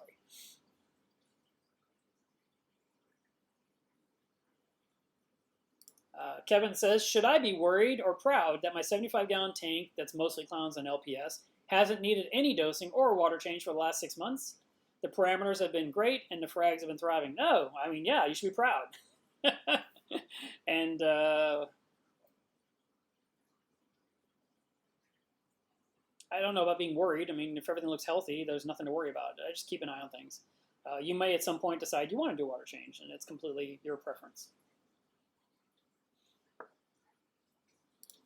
Regis says, my first time in the live chat. Hello. He says, what is considered high, medium, or low par? I'd say high par would be 800 to 1,000, and that's typically what we measure under a light fixture in the air before we've penetrated the surface of the water. But some people have very intense lights, and they may be able to measure 800 par a few inches under the surface. Very low par would be 75 to 100, and that still works. I mean, these corals you're looking at right now in the bottom left corner of the screen, those are Duncans. And I swear that corner of the tank, that par is maybe 80 in that spot. And those Duncans have been there for years, and they don't look unhealthy whatsoever. They just live. The Gorgonian's getting more light at the top, but there's life all the way down to the rock, which again, that's a very dark spot in my tank. It's under the plumbing, so there's a shadow.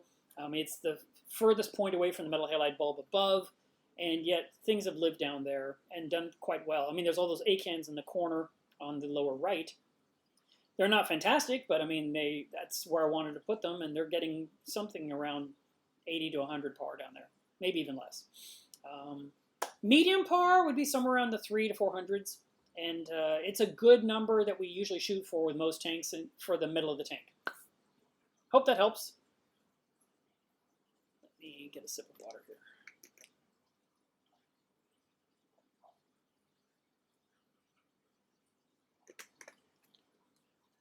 Cindy asked a question. She says, I don't know what it is, but every anemone that I buy dies.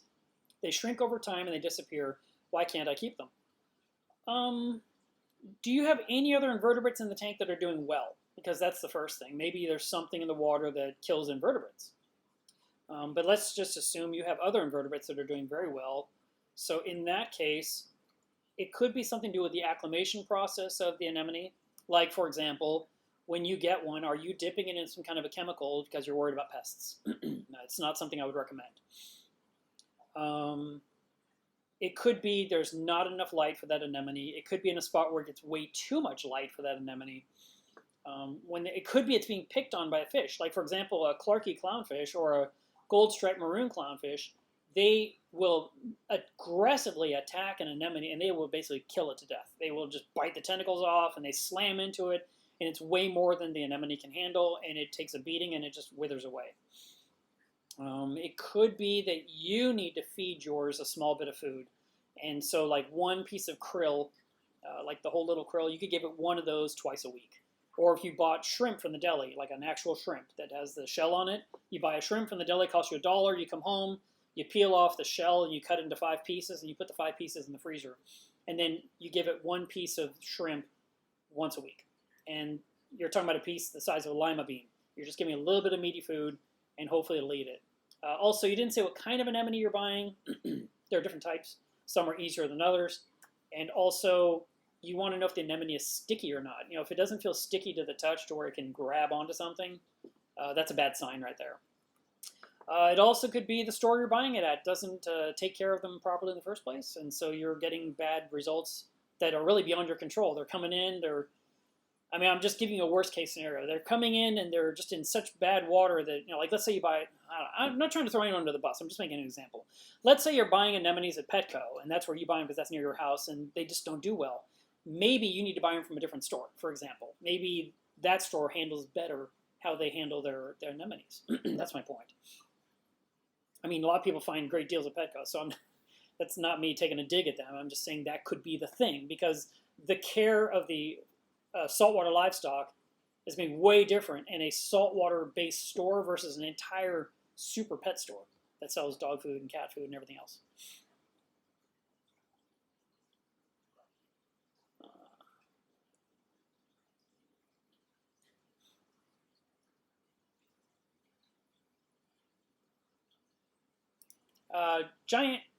Sleeping Giant said, well, I'm just going to grab this.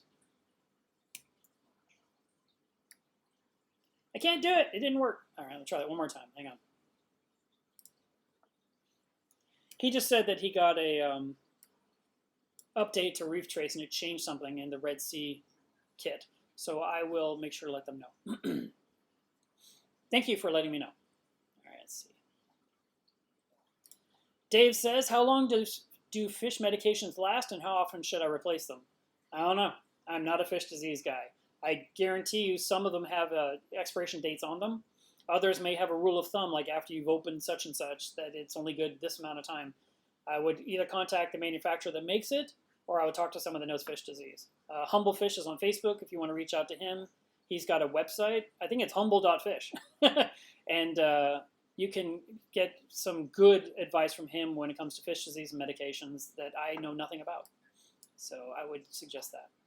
Move myself to the dark spot here, give you guys some light. All right, let's see.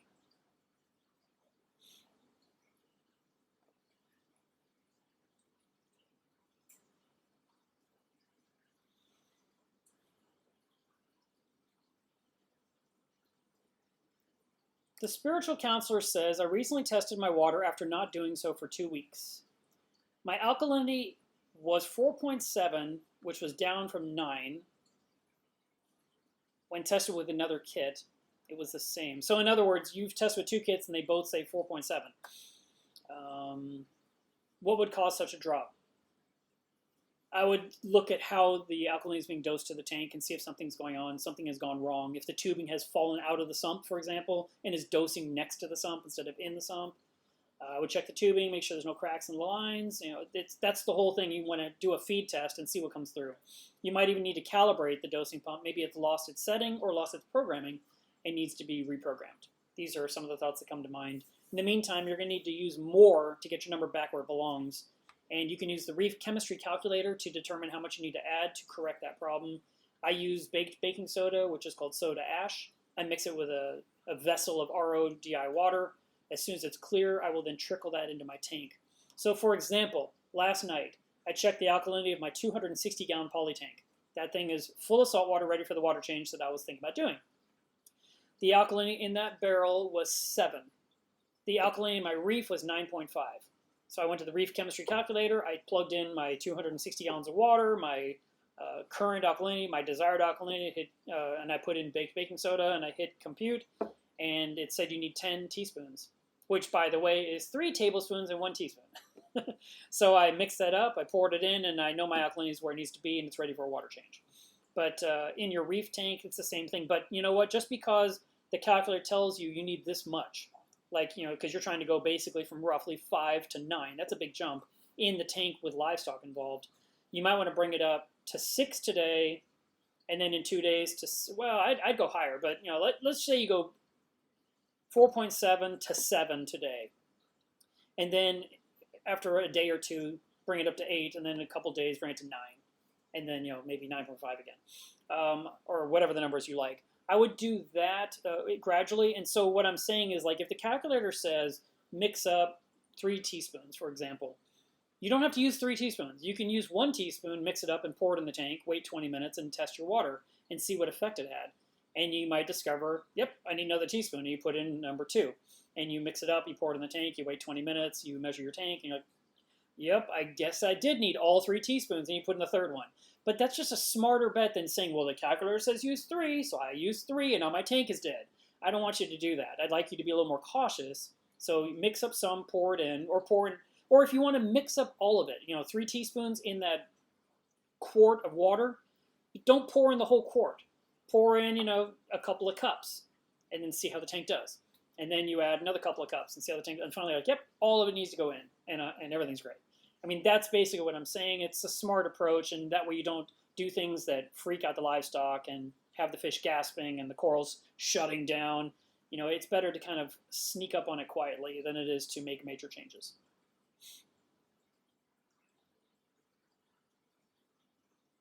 Alrighty. Lisa says, what are you cleaning your glass with? Well, I have a regular cleaning magnet way in the back corner there. That I use to go back and forth across the glass. But then I have a special cleaning magnet that I've been using for years. So this is a MagFloat cleaning magnet that has an attachment glued onto it. I'll scoot over into the frame.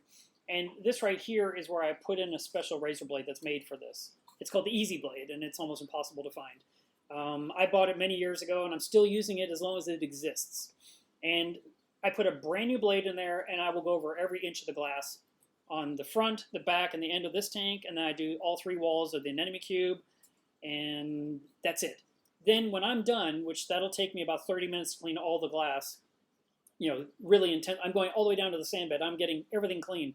Then I remove the razor blade, I rinse it under water, I apply some cooking oil to the blade so that way it will stay nice and safe and it cannot rust. This is the blade that it uses. And so this is a 2-sided blade. And I had someone tell me, that's not a razor blade. And he was, like doing this on his arm. I'm like, look, it's a razor blade. But whatever. So it's got the word handy on there. See? So this would be my first edge that I would use. And I would scrape my entire tank, all the glass. And then I clean it and I put cooking oil on it. And the next time I'm going to use it, I will, I know it's a used blade. I will turn it upside down so handy is upside down. This is my brand new, never used before edge. And there's no rust on it because of the cooking oil I put on it while I was waiting a few weeks until I wanted to use it again. And all I do is I install it inside this little thing.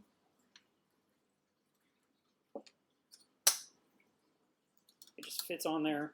This was in my 6-year anniversary video too, if you need some close-ups. But this would go on the inside of the tank, and then I'd have one on the outside of the tank, and I would just work my way back and forth in the tank and scrape.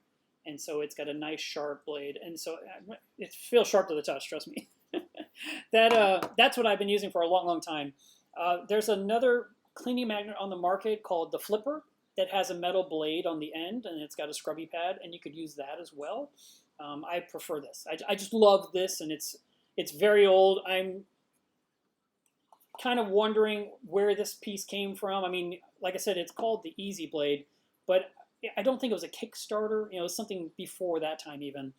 And the company came, and that's the only thing they sold. And you glue that to your own cleaning magnet, and then the MagFloat, and it just does the job. I love it.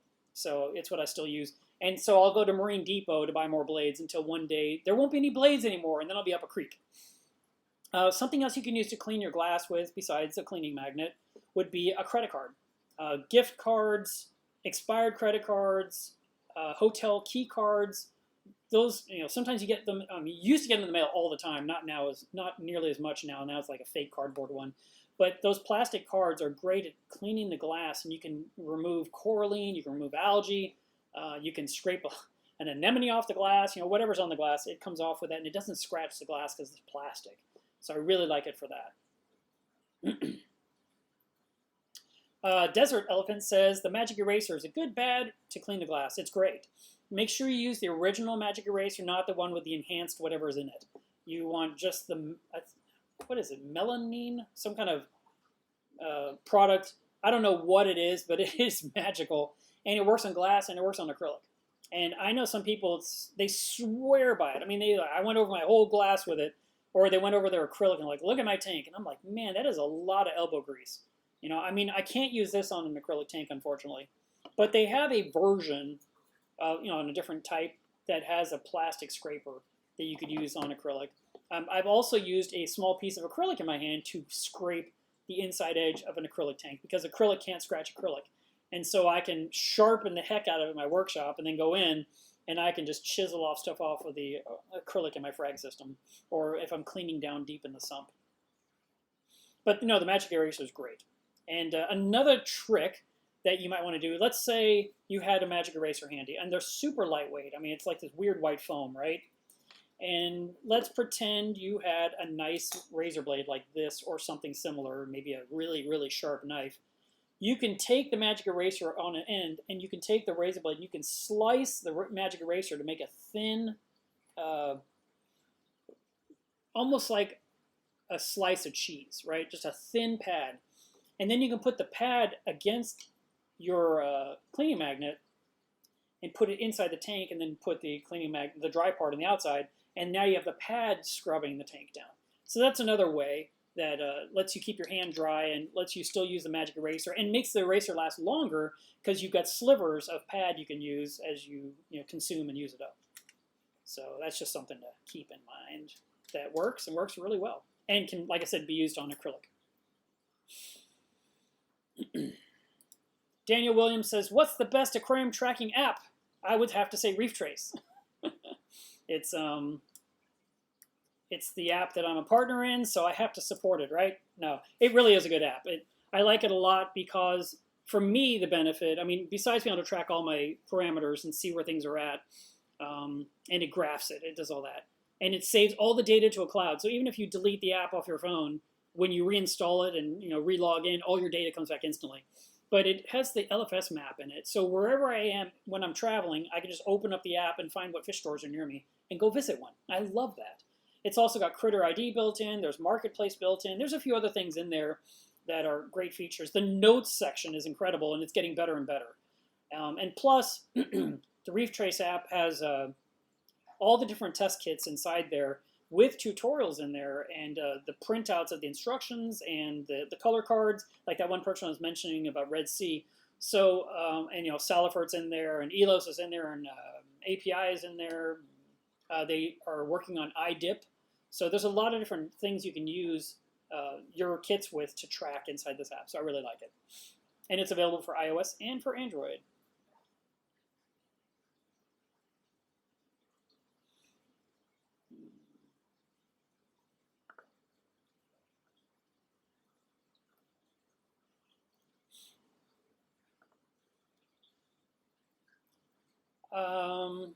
My brain has moved on to 3 more topics since you talked to me last.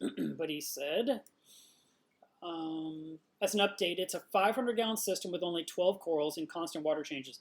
Is this? Let me see. Is this the one that was saying the tank is just so super clean? No, this is the one where the alkalinity changed. Yeah.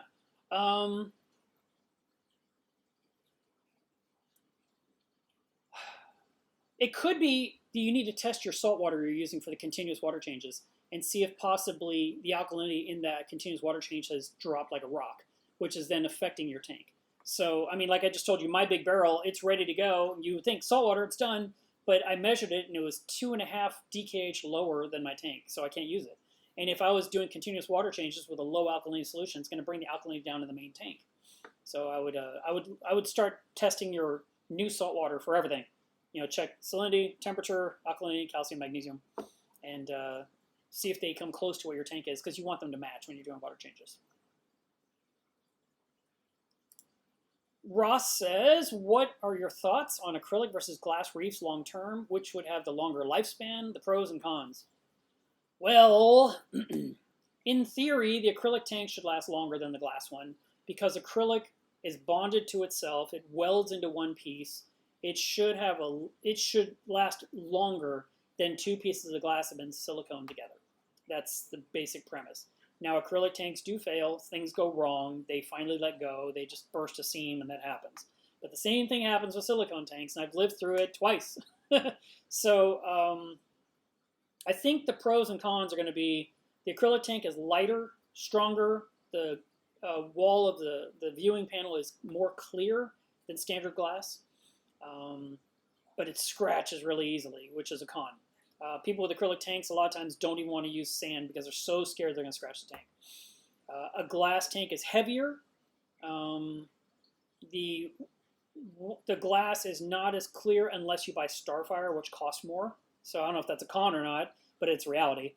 That's why my tanks are all Starfire. I love the look, and so I buy Starfire tanks. My cube is an AGE Starfire tank, and then this one behind me is a Marineland Starfire tank. And the glass is 3/4 thick, and you're looking at this video, that's what my view is. I mean, that's literally like looking at the tank in person.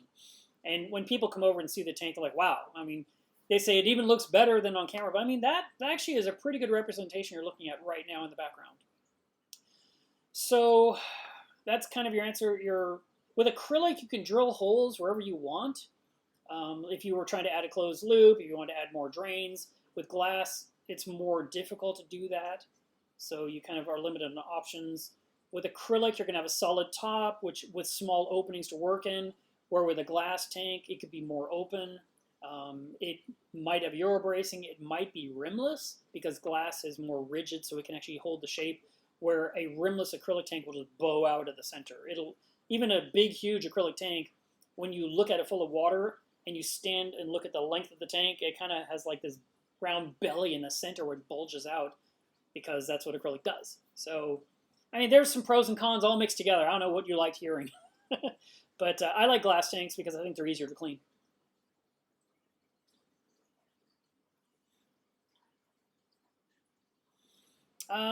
Christoph says, in one of your videos, you interviewed someone with a very large aquarium, and that person also had a super nice seahorse aquarium. Who was that?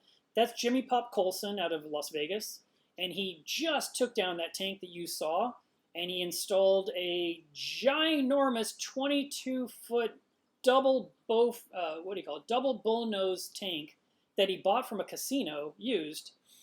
I think it's something like 5,000 or 6,000 gallons now. And he has all the rock in there. And like I said, the tank is 22 feet long. It's like 4 feet tall. And he put all his tanks in there. His tanks look like they're this big because the tank is humongous. And he's been sharing a lot of Facebook videos of what's been going on. He's got this beautiful gear. He's been doing 500-gallon water changes. Oh my God, I'm complaining about 260. He's doing double that, and he was doing a lot of it. And he still has to crawl into that tank, through the openings on the top and plant the corals. That's going to be a lot of work coming up. But Jimmy Pop Colson. Let's see. Martinez says, I have purple algae, slime, GHA-like stuff growing in the refugium on the macroalgae. Should I be concerned? Not necessarily. Sometimes you'll have all these weird things growing in the refugium. If they bother you, you can remove them. They don't just magically migrate into your system. They may just thrive really well in that refugium under that specific lighting. And in a way, you're kind of controlling it in one zone and not have it elsewhere. So I don't know. I mean, I guess I'd have to see it. If you can post a picture in Club Meals Reef, I'd love to check it out. Ah, that's nice. Dobby's Performance says, I have a piece of 3/4 inch PVC with holes drilled in it to keep the Ketomorpha rolling. I'll post a video on the Facebook group. Thank you. Yeah, that'd be great. Please tag me.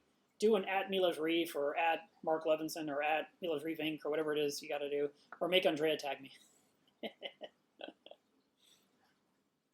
Dave says, what are the essential medications you recommend to have at all time? I have no idea. I'm not a fish disease guy. I'm going to keep saying that until you guys believe me.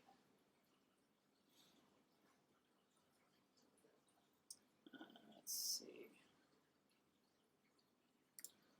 Beef the Builder says, are Favites a good starter coral? Yeah, that's a nice one. It doesn't move. It's kind of stagnant, but it's definitely a nice, easy LPS. It's not too demanding. I think you could do that. And he also said, should I buy one super beautiful Blastomusa frag or 3 cool frags? That's a preference. I mean, you just have to choose what you want to look at. Let's see.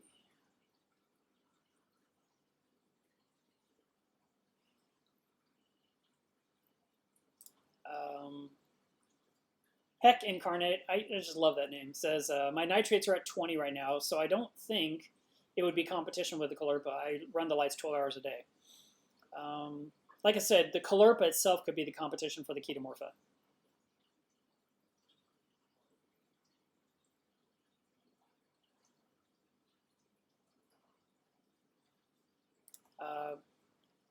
Yashiv says, I'm a new reefer. Your channel's been an amazing resource. Thank you.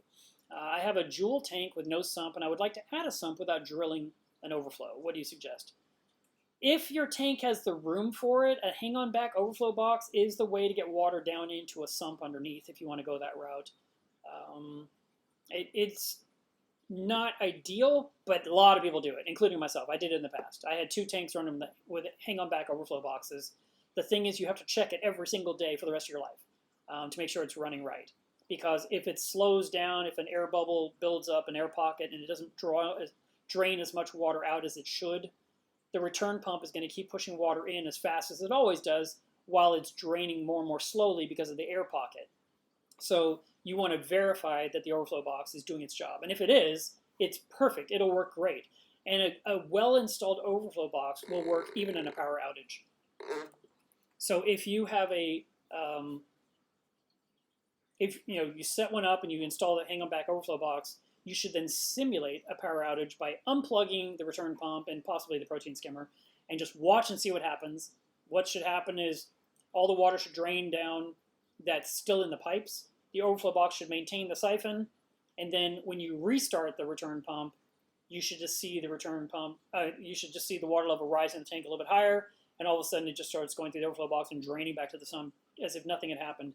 If it cannot restart itself automatically and keep doing what it's supposed to do, it isn't set up correctly, because you're going to go to sleep at some point. You're going to go to work at some point. You're going to see a movie at some point. And when you leave, that's when Murphy strikes and kills the power to your tank temporarily.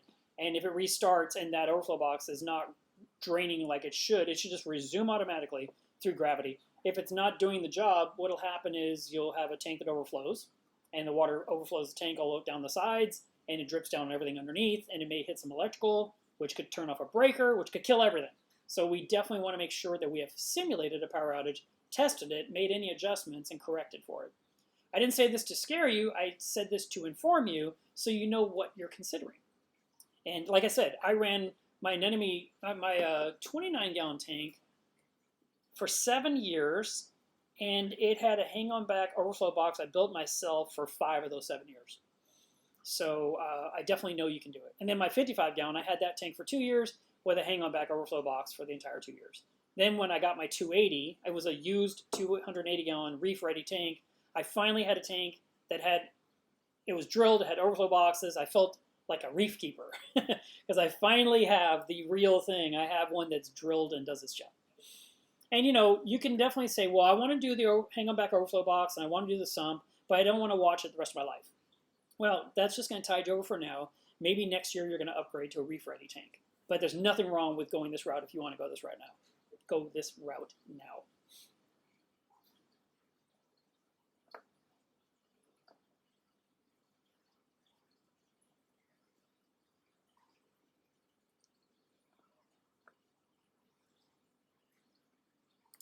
Beef the Builder says, do you recommend getting one expensive beautiful frag or a few affordable ones? It's a Nuvo 10-gallon fusion tank. I would say, because the tank is so small, you probably want each coral choice to be the one you love the most. I mean, if you're just trying to learn how to do things, you get the affordable frags to learn how to do things. But if you have some experience and you're trying to set up this really pretty jewel of a tank, you're going to want to put in high-end corals that you really love, because there's only a limited amount of space in the tank, and that way you can appreciate those 5 or 6 amazing corals. you're still going to have to do a lot of maintenance to keep those guys happy. I mean, the prettier the coral, the more work they are. That's absolutely guaranteed. And also, it's a rule of thumb. When things go wrong, the most expensive coral is the first one to die. It is vicious and it is accurate. So if you want to have a nice coral in your tank, you should do it. You have to do the maintenance. You have to be aware that you could lose it at any time.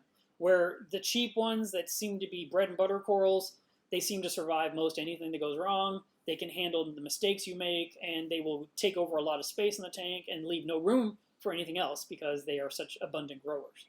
So that's kind of the two sides of the thing. And I have some streams on this channel about coral purchases and what not to buy. Maybe that'll help.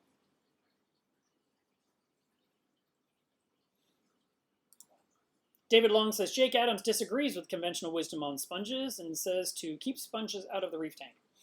Well, I disagree. I have all kinds of sponges in my reef tanks, and I love them. And the sponges we were talking about, the Skyfa sponges, those little tiny pineapple sponges are not a problem in your tank.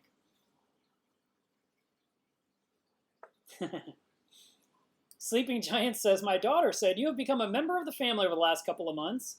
We all, 4 of us, watch you and your other videos weekly. Keep up the great work. Thank you very much. I appreciate that.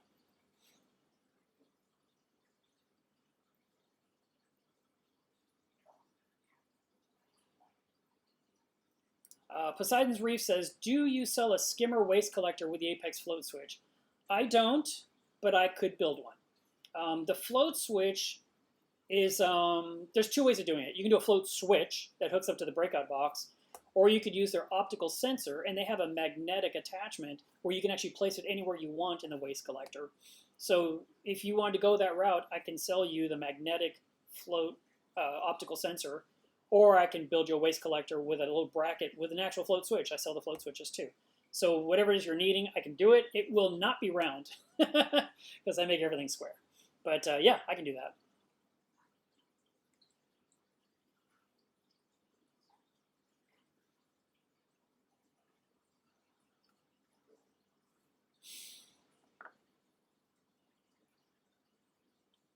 Keith says, what would you suggest to make sure my rock and corals, etc., are free from velvet that killed 90% of my fish? They were all in a temperature 100-gallon setup. Oh, in a temporary 100-gallon setup while I was setting up my... Oh, there's more. New 450. All I have left is a clown and 2 chromis. If I quarantine those, what can I do for my live rock and corals to make sure the velvet doesn't come back in the new tank? If you keep all the fish out of that tank for a fixed amount of time, which may be 12 weeks, you have then eliminated whatever velvet was present in the tank. But I'm not a fish disease guy, so I would say go research what Humblefish says on velvet and see what you can do to apply his recommendations. Seriously, I mean, I just don't know this stuff. I don't deal with fish disease. I just don't get it because I don't buy fish. I'm a coral guy. But I can tell you that most of the fish diseases need a fish to survive. And once you take all the fish out and the tank is fallow, the stuff will die off at some point, and it's just a matter of knowing how long, that period is. And that's why I would ask someone like Humblefish, hey, what do I do? And he would tell me. So I would do that. I would look him up. And like I said, he's on Facebook. Pickle Boy says, what's a good way to keep the lights from moving? It depends how you have them installed. Like mine hanging over the enemy cube are hanging on cables, and if I bump it, they swing. The lights over my reef are on a rack where they roll on a track. Other people screw them into a canopy to where they are a fixture that cannot move. It's very permanent, like the light on the ceiling in your bedroom.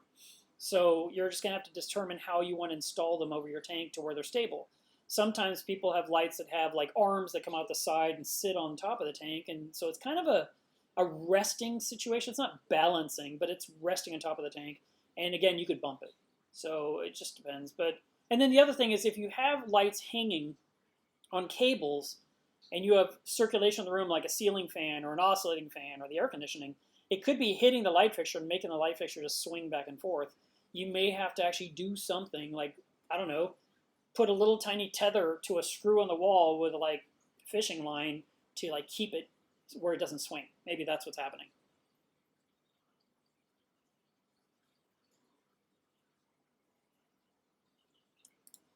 Chicken Strips says, I recently had a spike of cyanobacteria after moving my tank to a new house and changing the sand. Is it normal for changing sand to cause cyano? No. When you put in brand new sand, it doesn't grow cyano. If you washed out the used sand, it shouldn't bring cyano. If you reuse the same sand, it could lead to some cyanobacteria, yes. So those are kind of the scenario. But no, just changing it out should not cause it. But you can, you didn't say anything about the livestock. But one of the simplest solutions to get rid of cyanobacteria in your tank with no chemicals at all is to turn off the lights for 3 days. And just, that's it. That's it. Just unplug the lights. You don't have to do anything else. You don't have to wrap it in a trash bag. You don't have to put steel shutters on the windows. Just stop letting light shine down in the tank for 3 days. And on the 4th day, you can turn the lights and it should be gone.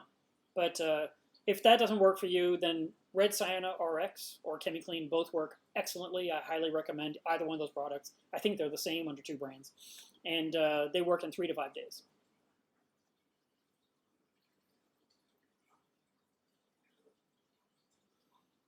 Pickle Boy says, what is a good sponge filter to buy to put over a power head to keep the bubble tip anemone off of it? It depends on the power head because they're all different shapes. So you might have to fabricate something out of foam that you then secure to the power head with fishing line, rubber band, zip tie. It could be something someone's 3D printed that just snaps over it. It could be something that the vendor sells. Like, for example, Vortex sells a foam guard that you can put on. It's like a sponge, and it fits right around the power head, and it keeps everything out. But you have to take it off and clean it all the time. So when companies like Gordon 3D Printing came out with his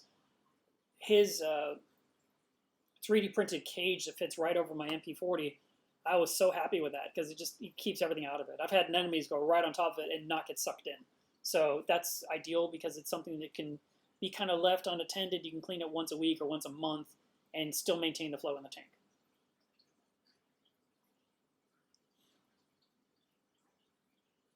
Joshua Baker says, would you still follow the Reef timeline with live rock?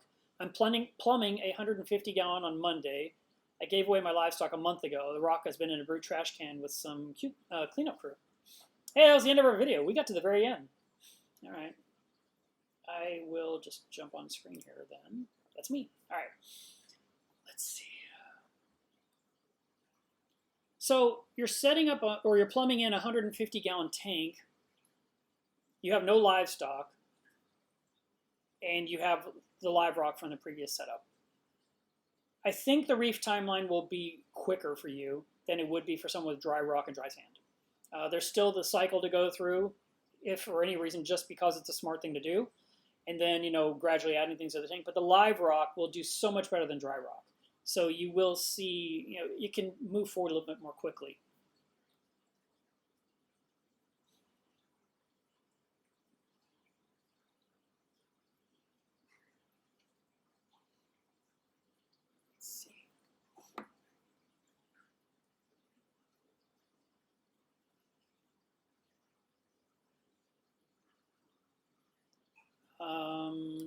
Beef the Builder says, how do I start doing water changes again? I have a 10-gallon tank that I have not changed water in over 6 months. Everything looks great, and the sand is finally clean on its own.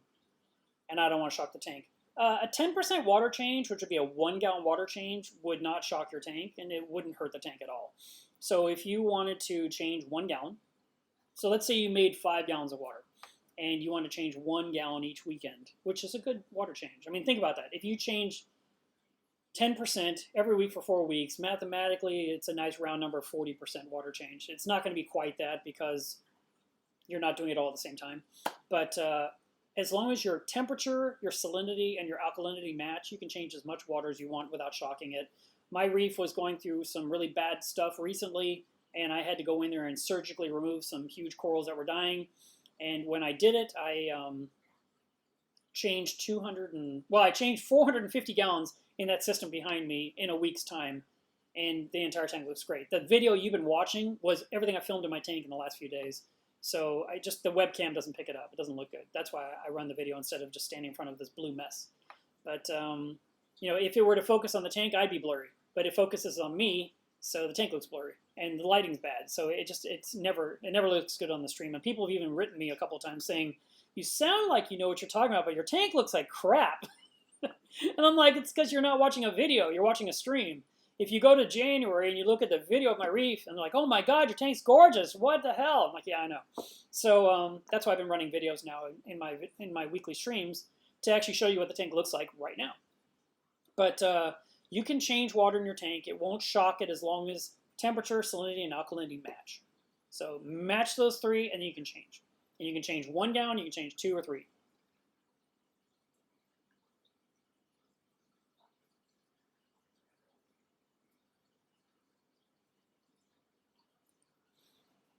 Alex says, where do you get your twin arcs from?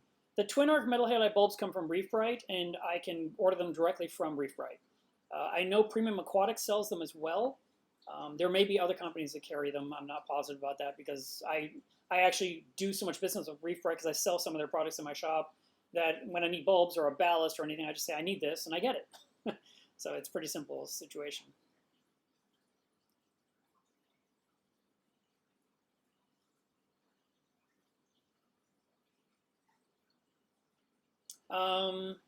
Alex says, what's the scientific name of the Tracy Morgan gorgonian?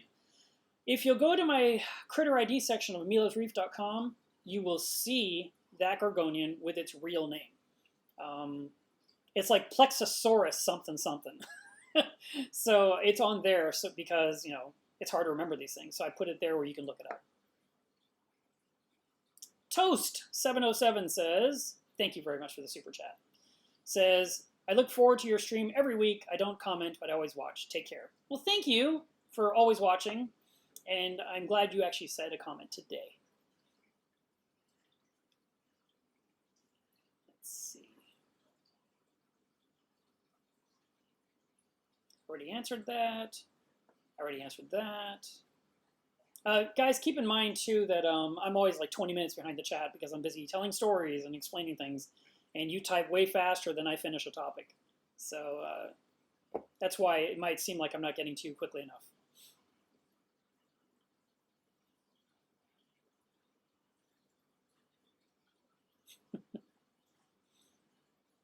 Ooh, that's one. Michael B says, any suggestions for red turf algae control and removal? That one's a tough one. I don't know. I would throw things at it. So here are 3 things I would consider. Removing the rock in question and working over the sink and dribbling peroxide on the algae itself and only on the algae. You know, try and control where the drips are going. And after about 5 or 10 minutes of, you know, applying peroxide to it, then dip it in a bucket of salt water and then put it back in the tank. That would be one approach. Another approach might be Flux RX or Reef Flux. These are 2 brands of fluconazole that's available in the market. I sell Flux RX because it's from Blue Life USA. And that may work. Vibrant, which I've never used, maybe something that works for that. I'm not sure, but it seems to help get rid of algae. And then finally, Live Rock Enhance. Eats up all the decaying matter in the rock work, which starves the algae of the stuff it needs to grow. Turf algae tends to be very coarse, very hard to remove by fingertips. You can't get your fingers into it. And because it's so coarse, and this is also for like Bryopsis, which is also a coarse turf algae, the detritus gets trapped inside of the plant itself, and it acts like a little tiny sand bed full of fuel that feeds the algae and makes it healthy. Another thing you can do that seems really messy, but is actually good for your tank, is take like a MaxiJet, or if you use the Nero 5, because that's a huge long wire, and just hold the power head in your hand and just blast your rockwork from every angle and just send detritus flying everywhere, and definitely blow out the area where the turf algae is to blow all the detritus out of the plant. And it'll weaken the plant because it doesn't have that nice fertilizer foundation that it was feeding on.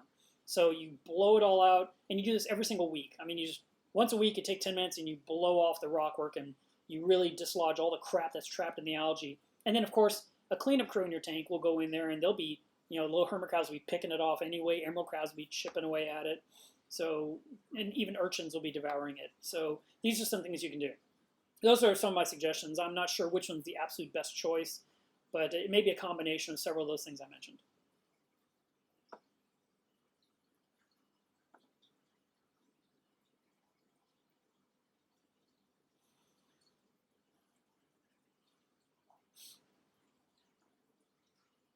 Oh, I haven't used this one. Paul says Tunzi Care magnet is a really good, strong one. I haven't used that one. And apparently they released something new that affixes to it that looks like a giant blimp or float to help it lift off the water so you don't have to use a fishing line to hold on to the other end in case it falls to the bottom of the tank. I know a lot of people use that as a scraper too in their tanks. Alex says, have you heard of Polyfilter? Yes, that's actually a great product. And it's actually something I would have used last week when my tank wasn't doing well, but I just never went to the fish store to get it. I went to the store and I got the one thing I needed from him. Oh, the new bottle of Prime. But I should have grabbed some Polyfilter. I didn't think about it. I forgot. But it's a very specific name brand. There is a big roll of something called Polyfilter that just looks like stuff you'd stuff a pillow with. And then there's a thing called Polyfilter TM that is very thin. It kind of looks like the Magic Eraser a little bit, but a big long sheet. And you can just set it down in between the baffles of your sump, or you could put it inside a canister filter. And then after 24 hours, you would remove it and look at it. And based on what color it has turned, it tells you what it pulled out of the water. So if it's green, or if it's blue, or if it's brown, or if it's yellow, each of those means something. It's really neat. It's been around for a very long time, and it's a great way to troubleshoot. My situation, I was dealing with certain corals dying, but a lot of the tank was completely unaffected. So my brain wasn't going to, there's this weird contaminant. Mine was more like, this is a domino effect happening, and I got to stop the dominoes from hitting the rest of the dominoes. And so I did my giant water changes to dilute the problem. I cut out the coral that was dying. I did some snipping, and it stopped. You know, there was some residual die-off happening here and there that were already affected, but it's not just this continuous, you're losing, you're losing, you're losing. So I'm happy about that.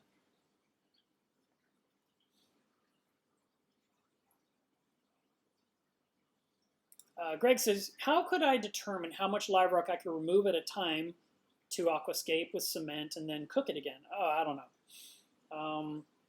I probably wouldn't remove more than a third at a time. And then while it's cooking, that means it's going to be cooking for months. You're going to have a third of your rock work missing. I'd almost like to see you get more rock and maybe cement that together, cure it so that there's no weird residual die-off, and then plant that in the tank and remove some rock and cook it and then prepare that and actually build your structure over time and maybe kind of section by section, rebuild your aquascape. Seems like a lot of work to do it gradually. Most of us do our aquascape during the setup, but you clearly have an established tank, so this is a little trickier and it'd be a little bit more effort.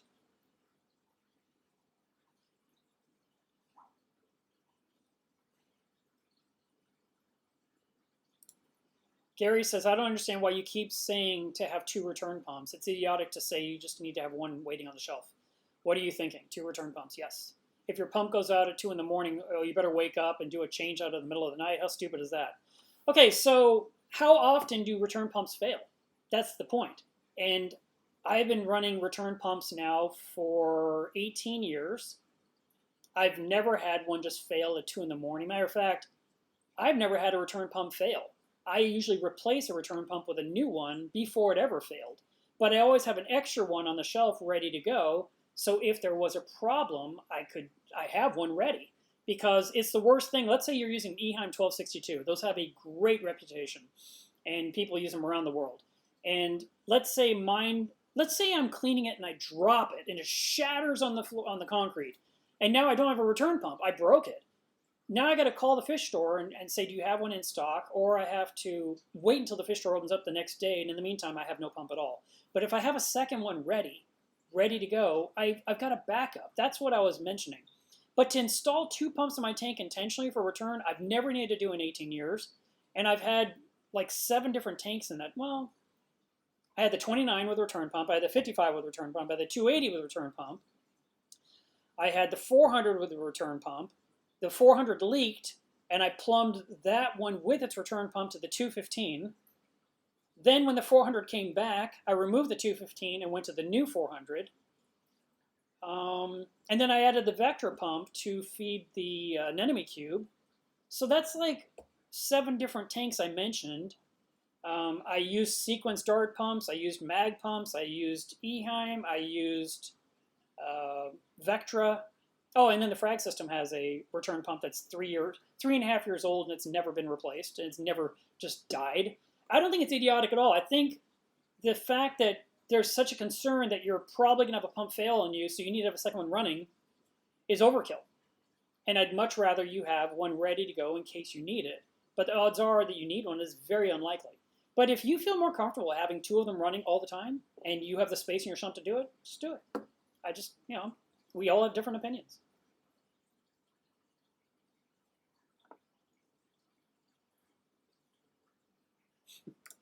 Rated Unruly, thank you very much for the super chat.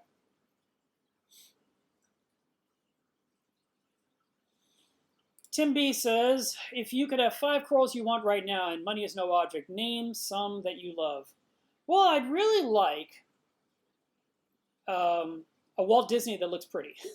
I had that one in my tank that grew from a little tiny nub, and it got bigger, and it was doing decent, and then it was getting shaded, so I moved it to a new spot, and after I moved it, it just turned green, and then it stopped growing, and now the other corals are like, we hate you, get out of the tank, and they're killing it. So I'd like a decent Walt Disney. I'd like a Montipora setosa. It's not a really important one, but I love it. It's orange.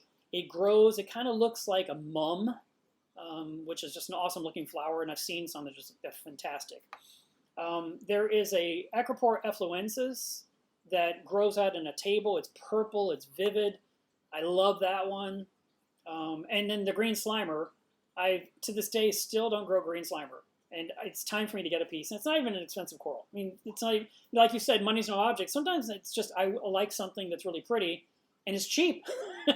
I just like the green slimer. I love seeing big staghorn colonies of it, and that is one coral that has not done well for me. I have the 2 blue torts growing in my tank, and they're doing really well, which is great because I had a history of never being able to keep blue tort alive. So now it'd be nice to get green slimer to live as well. And then finally, there's this other one, and I never, ever, ever remember its name. And Brad Cephas grows it in Utah, and he had a huge colony of it. It was gorgeous.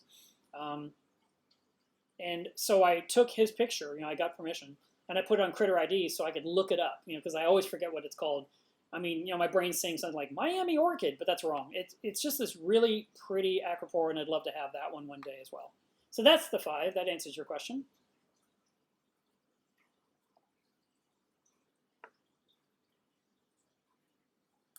Peter says, I'm setting up a new system but wanted a lot more flow. What grain sand size would you recommend and what brand?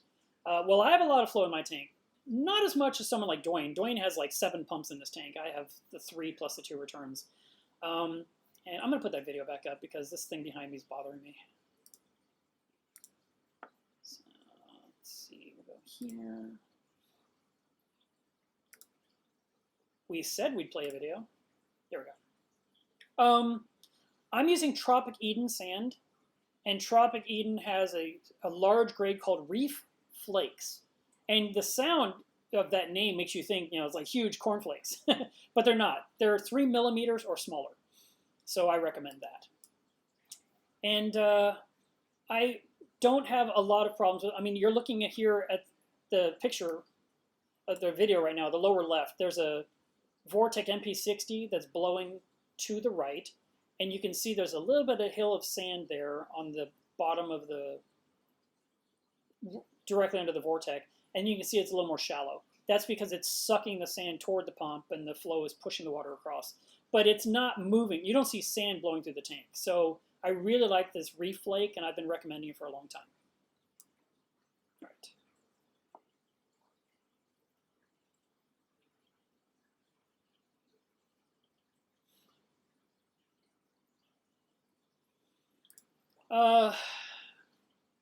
Kijetil, I think that's how you say your name, said, are there any ways to remove scratches from the glass on the outside of the aquarium?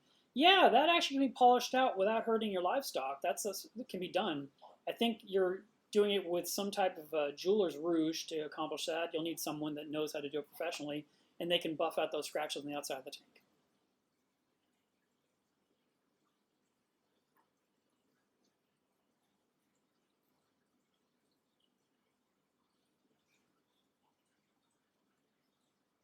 Let's see.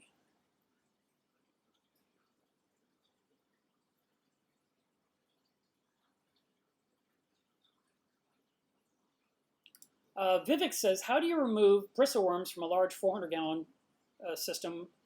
Are there any fish that help keep them under control? Yeah, actually, the long-nose hawkfish is a great bristleworm hunter, and also the arrow crab. So if you add 1 or 2 long-nose hawkfishes, they can be even small little baby ones, they'll do the job. And then the arrow crab, they will go through and they will reduce the population. They don't eliminate it entirely, but they bring the number, because now they're a predator, so they help keep it in check. So you still have some that work on the tank, and you have some that get devoured.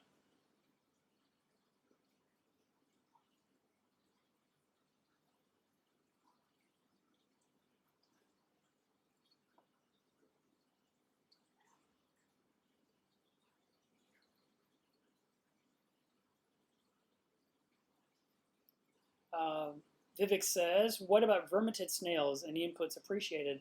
Have you faced this issue before? I've had a few in my tank, but it was never enough to be a system-wide problem.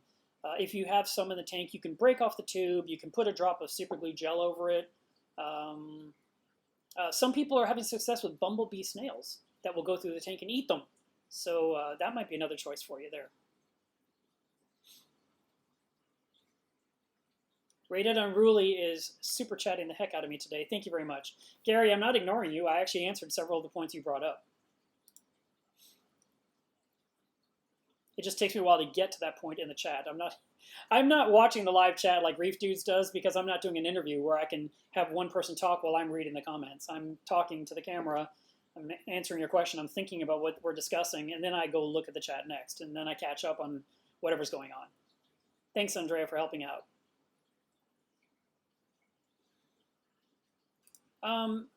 Yashiv says, I can't find an overflow box nearby in South Africa. Do you have any plans or video about an overflow box you made?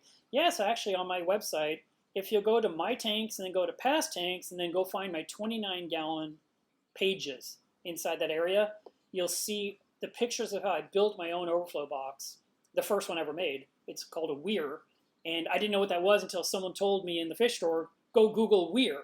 And so I did, and I had this one little tiny picture, and I thought I knew what it was, and I tried to recreate it. And that's what I ended up using on my tank for several years. So I would say go look at that and make your own. You can use very thin acrylic, 1/8 inch, and you can use a propane torch to bend it, and you can use Weld-On 16 to glue it together, and you can make one for, I don't know, $25 maybe. It won't be pretty. It'll be your first time. It'll be some work, and you do need a router. I would recommend a router to clean up. You'll see it when you see the pictures. Like, oh, I see what you mean. And then I have an article of how to prime it that explain. All that stuff's on my website.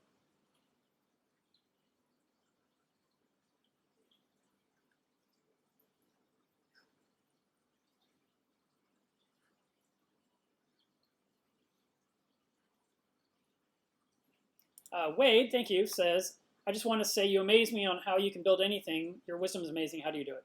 I don't know. I mean, seriously, thank you. I try to think things through before I build it, and I try to analyze stuff.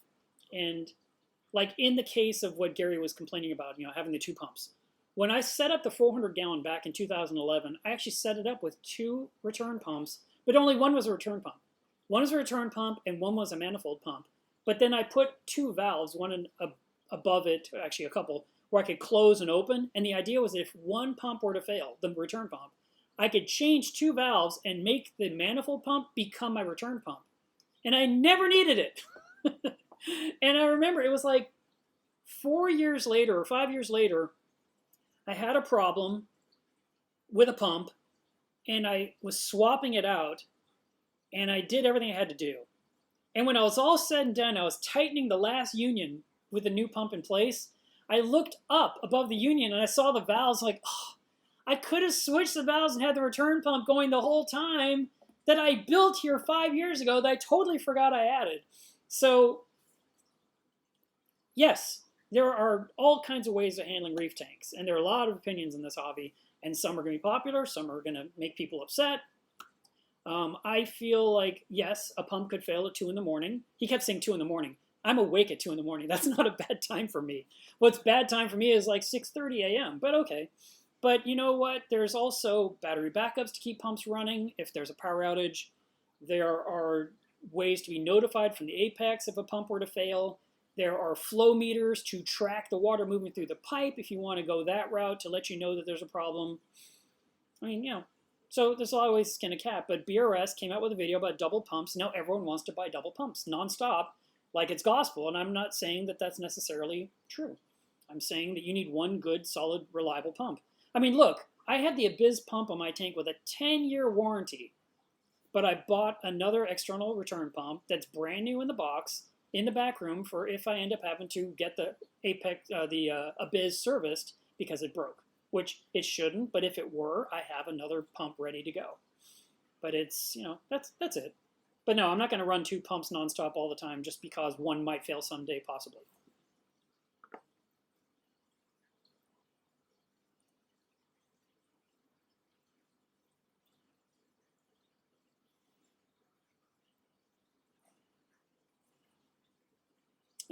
Paul Biggs says, have you any, and thank you for the super chat, have you any experience with Fauna Marin's Bacto Energy for nitrate control?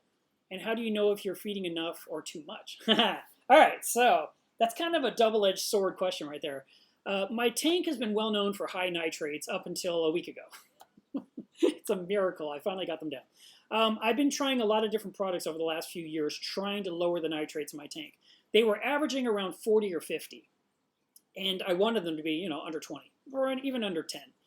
And so I was trying these products expecting them to do the job, and I really wanted them to do the job so I could say, guess what?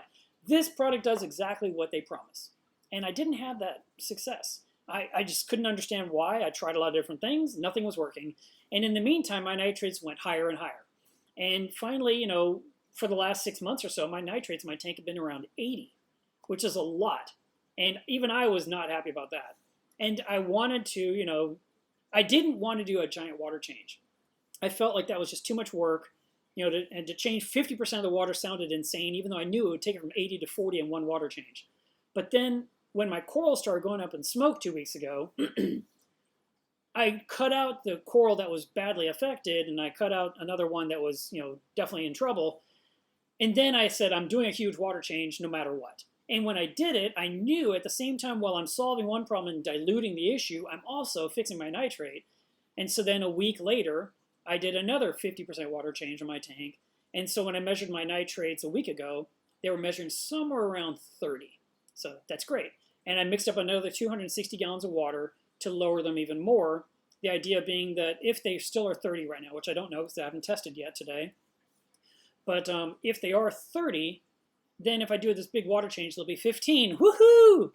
And once they're down, they'll stay down. They're not going to just creep up again and just jump to 80 all of a sudden magically. That's not the case. I think it was at this threshold, but that's just an opinion. The water changes definitely will control it. Now, you said, how do you know if you're feeding too much or not enough? If you have no nitrate and no phosphate, you're probably not feeding enough. I mean, that just seems to be the general rule of thumb because you can put in more food and you will then start to see nitrate and phosphate in the system. It also depends on the age of the tank, too. That also has a bearing on that answer, so that's not an absolute answer. It's just a partial answer. But a lot of times when people say there's not enough phosphate in my water, I'm thinking, then feed. Feed more. You can feed. It's okay. My friend Evan used to tease me, saying Mark just backs up his dump truck to the tank and dumps all this food in, which I never thought it was that much food. The general rule of thumb when you feed an aquarium is to put in food that goes away within 2 minutes. So you put it in the tank, and the fish go crazy and chase it all down, and 2 minutes later you have no more food left. That is the rule of thumb. If you have food blown around 5 minutes later, 10 minutes later, you put in too much food that session. You can definitely feed more often too. You don't have to feed just once a day. You could put in a little bit several times a day and have fat, sassy fish swimming around that are, they're doing well. But if your tank does not have enough nitrate and enough phosphate, there are products out there to actually dose it to bring it up to the right amount that the corals need. And if the numbers are too high, one of the first things people say is feed less. Well, I don't feed less. I just was trying products to solve it, including no-pox, including vodka dosing, including biopellets. I mean, I've used a lot of different things over the last 10 years. So I hope that answers some of the questions.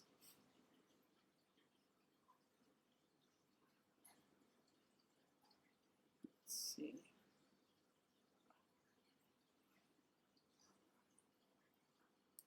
Wade says, I have a 16-gallon all-in-one tank and I don't care for a deep sand bed, but I do want to add a little more, starting to see the bottom. How much can I add at a time and how often? Well, I would buy a bag of live sand.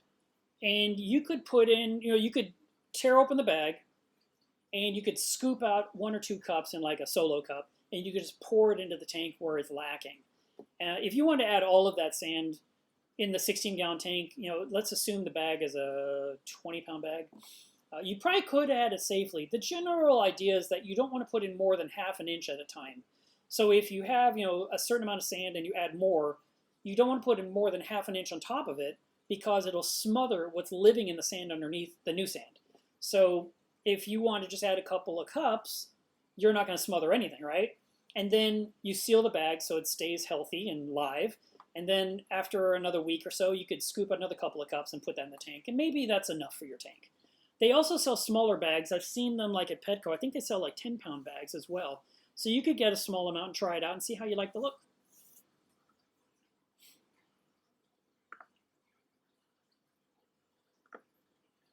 Karsten says, I bought a used 120-gallon tank with live rock, and I'm fighting green hair algae for almost a year now. Nitrate, well, NO31PO40, and I'm using no pox. What do I do? I think you need to watch my green hair algae video. I very doubt your phosphate is 0 because you have a tank full of algae.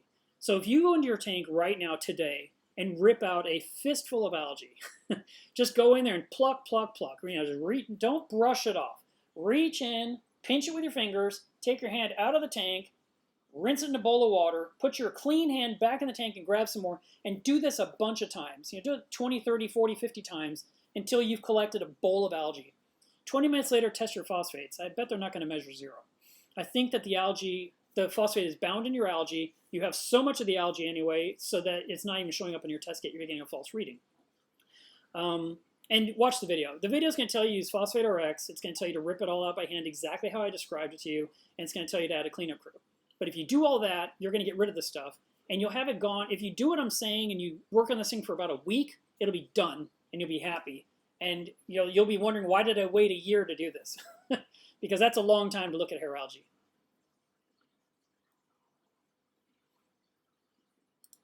Tim says, do you have any lesser known inverts that you have had or would like to have that are interesting, like the tiger cowrie? Yeah, actually I had the money cowrie, which is a little tiny cowrie in my tank. I loved seeing it when it would show its face.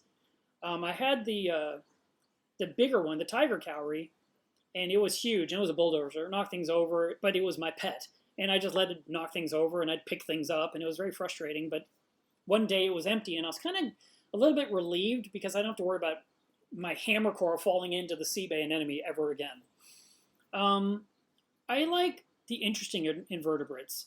I also like the goby shrimp pairing to where they live together in a hole, but it wouldn't work in my 400-gallon tank. There's also really unique starfish, like the harlequin starfish out of Florida. They're so pretty, and we don't see them in the trade very often. And then I like a lot of the different gorgonians that most people try and don't succeed with. I don't do it. I have the one that seems to be bulletproof, but I'd love to do more different gorgonians that that thrive so well in the ocean. But it seems like you have to have just the perfect ecosystem to successfully keep them. But there's all kinds of cool creatures. I love porcelain crabs, and they're very shy. They're very elusive, and I like to and flame scallop. How about that one? I wonder if we could keep flame scallops alive better now than we could in the past. Because in the past, it was kind of guaranteed you'd kill it. It just wouldn't do well. But we have such good food sources these days, and we have all this amazing filtration. Might be good for some people. Maybe. That'd be interesting. And they have the flame scallop, that's the electric flame scallop, that has that weird pigmentation that flashes. It just looks like electricity shooting through it. It's gorgeous. I would love to have one of those in my tank. That would be really fun.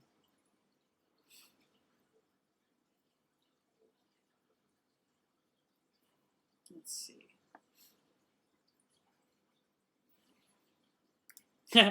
Quick question for you. I got to take a picture here so I can share it with you guys. this. Then I'll do this.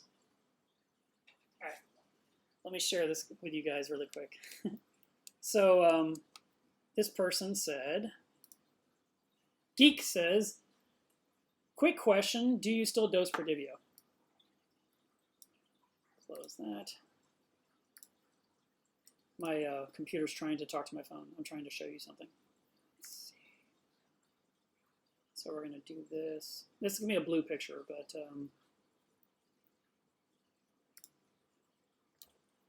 will it pivot? How about like that?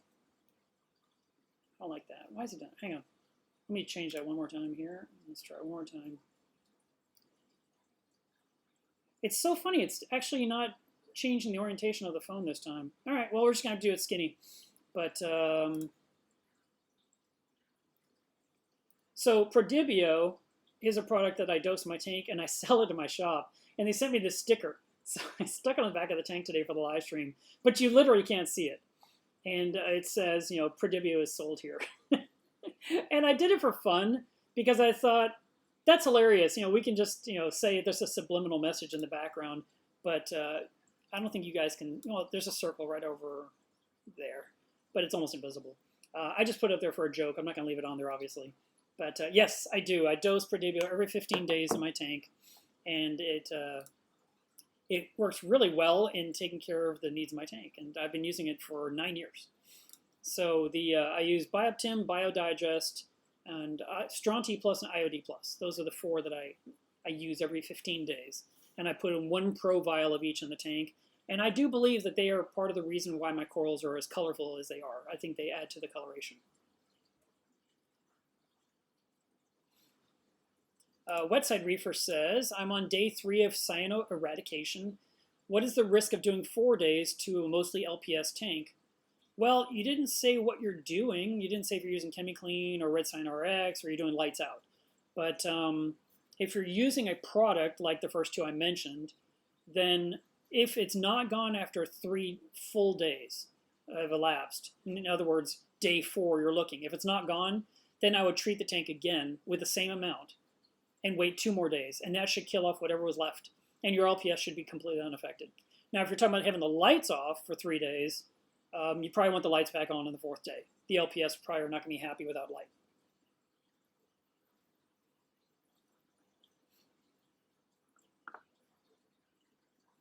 Let's see.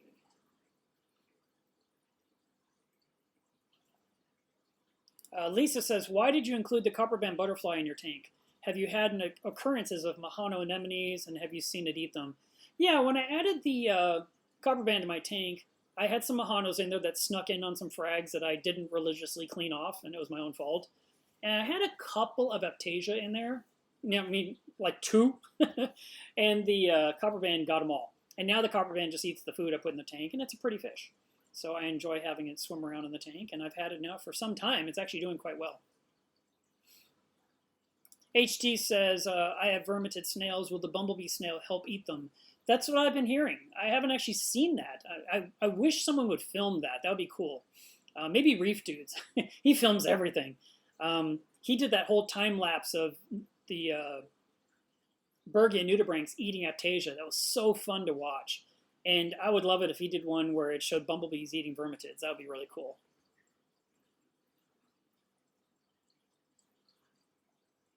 Tim says, have you ever seen the sci-fi movie Gattaca? I've seen that movie many times. I love that movie. It's a good one. Thank you.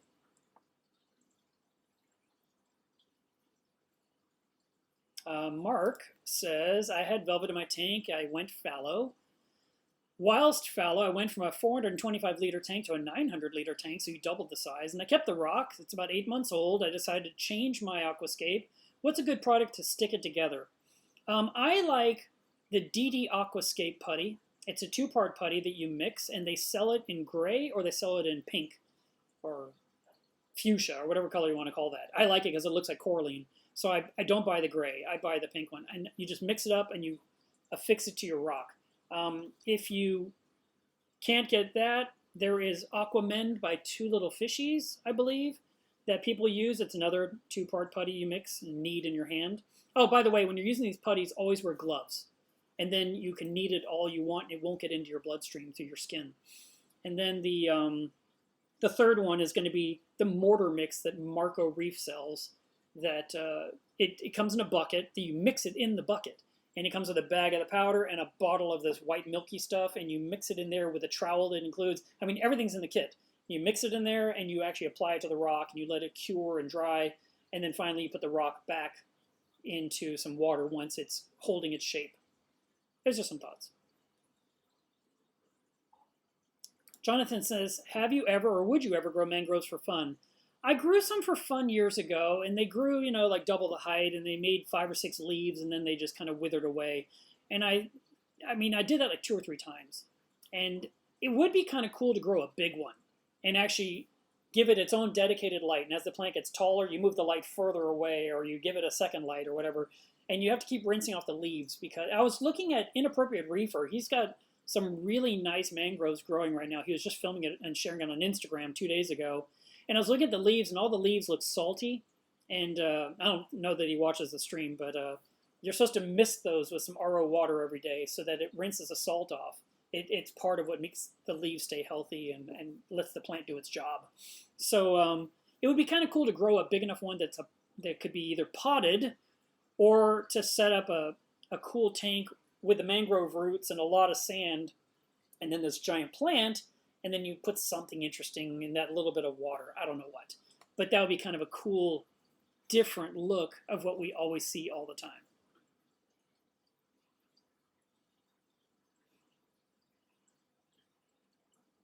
Ken says, we have multiple tanks, a coral QT, a fish QT, a fish only, and a show tank. I'm wondering if I have to run the fish only tanks at 1.018 or if I can run them at 1.026 with coral and a show tank. To be honest, it would be really nice if all of your tanks had the exact same salinity, just for ease of maintenance. The reason for the lower salinity is usually for disease control, and especially for fish only. But your coral quarantine tank should be the same salinity as your reef tank. Your fish quarantine should be the same as your fish only tank. But if everything's 1.026, I think you'll just find it's a lot easier in all of your maintenance. So I would suggest that.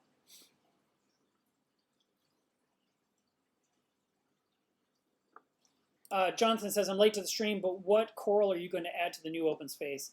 I don't know, but I have one I need to pick up at the fish store. One of my good friends, Eric, actually left me a gift card at the fish store, and he's like, you got to pick out something, and I just haven't left the house. So I need to go down there. Maybe I'll have time today before they close, and I can go ahead and get something nice to put in the reef tank. I've got a couple of corals sitting down on the sand in the back that deserve a much better place anyway, so those guys will move up as well. Rated Unruly continues to super chat me to death today. Thank you so much. Thank you, Stone Farmer. He says, Polyp Biomarine is the manufacturer of the polyfilter, TM. I use a piece and I return at all times. That's a good idea. So are you doing that specifically so if it changes the color, you'll be aware? Or are you using it just for filtration purposes? I'm assuming it's for the former.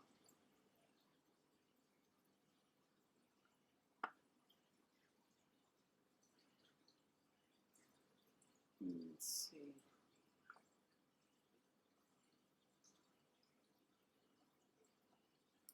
Hey Gary, if I'm out of town for the weekend, I have an apex to tell me there's a problem, and I have a tank sitter that can switch out the pump.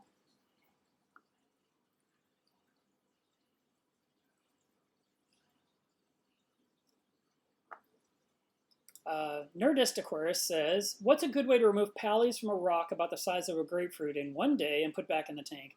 I believe it's the palitoxin type. All right, so I would take that entire rock and I would go outside. I would wear a face mask. I would wear eye protection. I'd wear gloves. And I would use some kind of tools, like dental tools, to scrape and peel them off the rock. And you want to be around a lot of fresh air. You don't want any of that stuff to squirt on your face or near your eyes or anything like that. I mentioned face masks because everyone's wearing masks these days. But I'm starting to see more and more offers, or companies trying to sell face shields. Where you just pull this thing down in front of you. And you know what? A splatter guard shield like that might be really smart in a scenario working around palitoxin when you're dealing with Palithoa. But you're still, even if you have the plastic in front of you, you're breathing a fixed amount of air at that point. So I think just having the face mask and then eye protection of some kind of, plastic lenses over your eyes would be the smartest move. And just peel off and remove and throw away. Take those things, put them in a bag, tie the bag, put in the trash. Wash your hands really well. Take everything off, rinse your face, and you should be no problem at all because you did it outside. If you do it inside, there's more of a risk of something possibly happening, which could happen. It could affect your respiratory system. It can affect your taste. It does. It can give you a fever. So we want to avoid that. And these guys here in the bottom of my tank, actually, right in that video, under my finger, right there, those brown ones right there, those are the Palithoa that have the palitoxin that could take somebody out. And I really should remove them, and I haven't. So.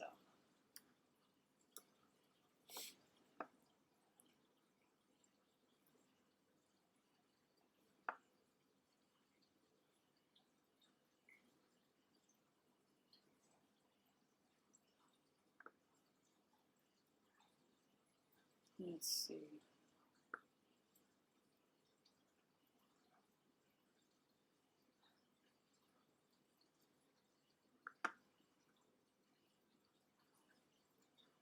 Looking for the next question.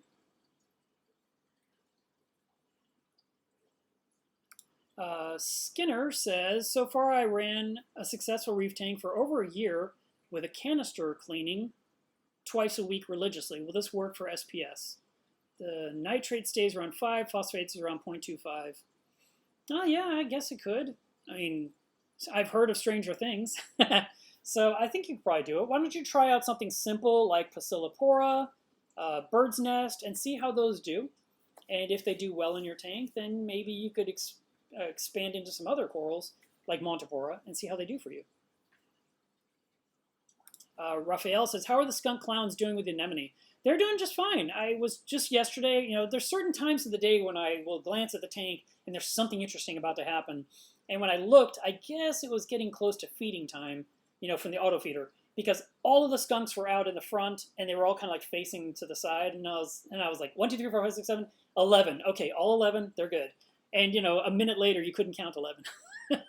So that was kind of cool. Yeah, no, they're doing fine. And they are all from tiniest to the biggest, and there's some squabbling that happens between them, but there's never like a battle, there's no battle royale where they're fighting to the death, which is good.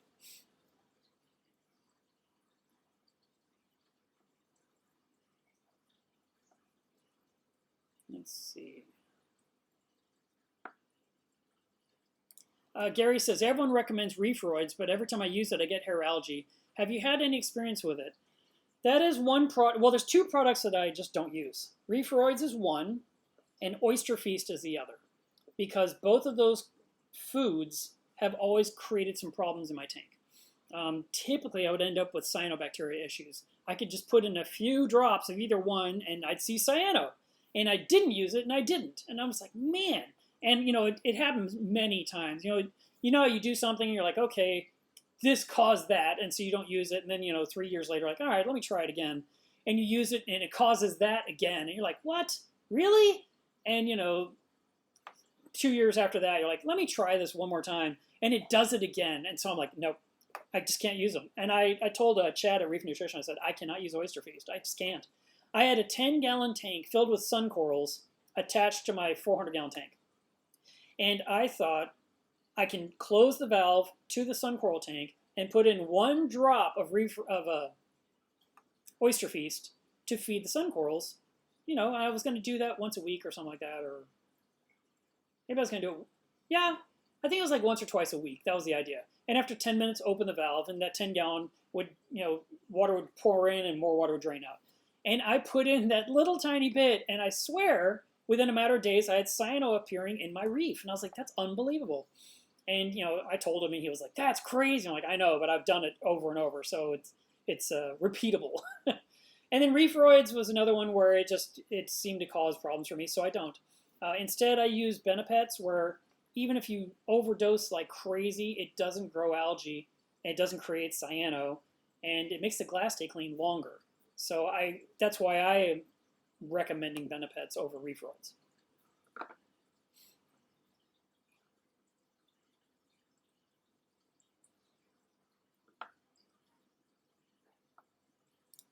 Yashiv said he found the one I was talking about on my website. Have you heard of an overflow called Puckbow Siphon Overflow? No, I have not. The spiritual counselor says, any advice on using 37% peroxide to get rid of hair algae?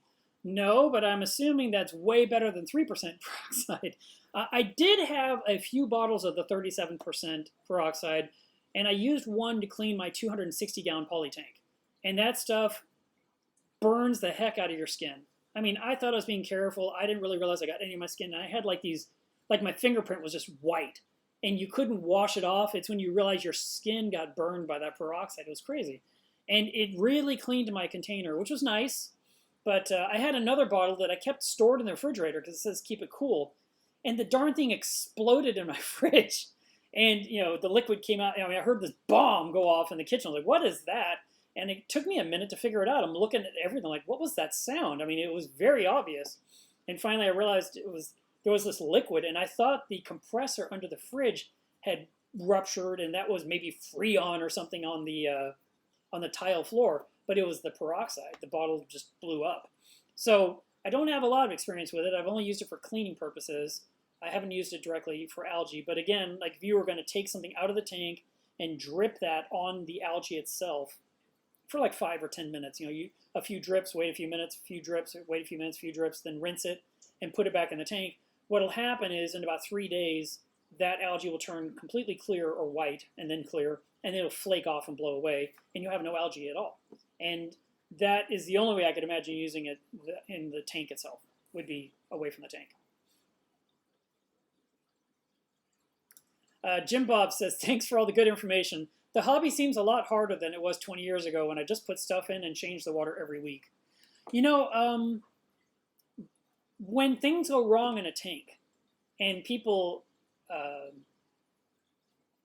are describing the scenario and they tell me all the gear they have, I will tell them, well, let's turn this off and stop running this. And I basically get them to remove all the extraneous equipment and get down to the basics, which is flow and light and, you know, filtration.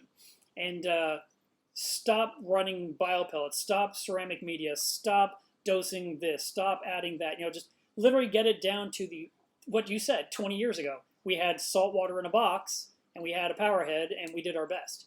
And we have a lot more gear choices now, which does a lot of cool things, but it also can be very frustrating because we've thrown so much gear at it, we're expecting miracles.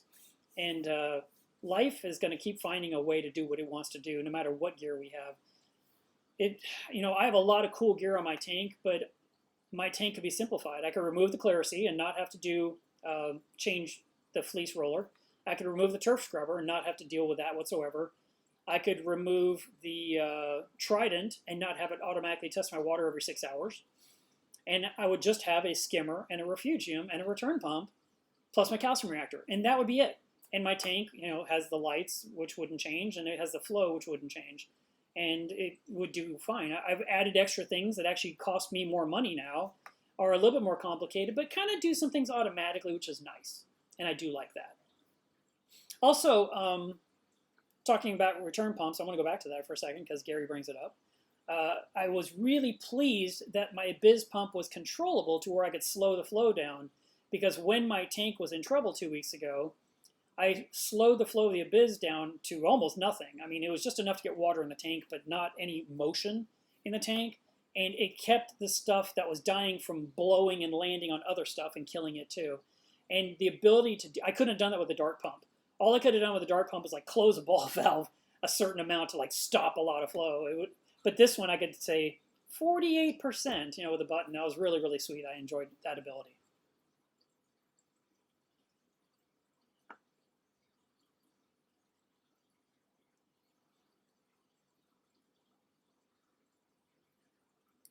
Gary says, where is he getting these questions? They're not in the live chat.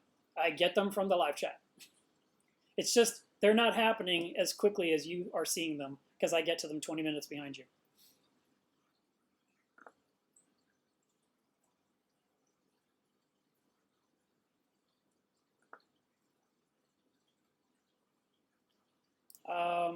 Ross says, my RODI system from BRS lets water go through the DI even with the bypass open. This causes me to burn through resin faster. Any idea what I can do? Yes, you're going to want to put a T-fitting between the RO unit and the DI. So wherever, even if it's like a unit that has sediment, carbon, membrane, DI, if it's one of those, you need to find out where the water comes out of the membrane. And from the water coming out of the membrane, you put a T-fitting, and then it continues to the DI, and you'll run some tubing with a ball valve in the end. And what you're going to do is you're going to open that valve before the DI and let it run for 90 seconds, and then close it, and now the water can go through your DI, and you'll save your resin.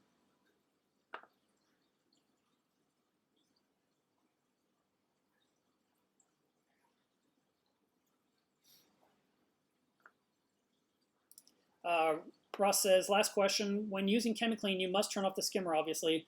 What should people with carbon dose, who carbon dose do with no skimmer, since it's crucial to success? You can't run the skimmer. That's the scary part. I remember when I was dosing vodka, and you had to have the skimmer going, and you were dosing vodka every day, and you were dealing with cyanobacteria in the tank because the vodka dosing caused some cyano. It's like, well, I want to do ChemiClean, and I have to turn off my skimmer, but I don't want to mess up because of the vodka dosing. It's a trick. I mean, I did it once or twice, but I was very nervous. But it ended up being nothing to be nervous about. What you could do is during the ChemiClean treatment is 3, maybe 5 days. So if you're going to run it for 3 to 5 days, you could just not dose vodka for those 5 days. And then once you've done your giant water change and the skimmer's back under control, resume the vodka dosing. That'd probably be the simplest solution, I guess. Marcus says, no reef safe angels in your tank? I had a flame angel for a long time, and it seemed reef safe, and it just vanished. I mean, maybe the sea bait ate it, maybe a starfish ate it, maybe, I don't know. One day I just noticed it was gone. I have a Coral Beauty in my frag tank, and I've been planning when I reset that tank to move that Coral Beauty into the reef.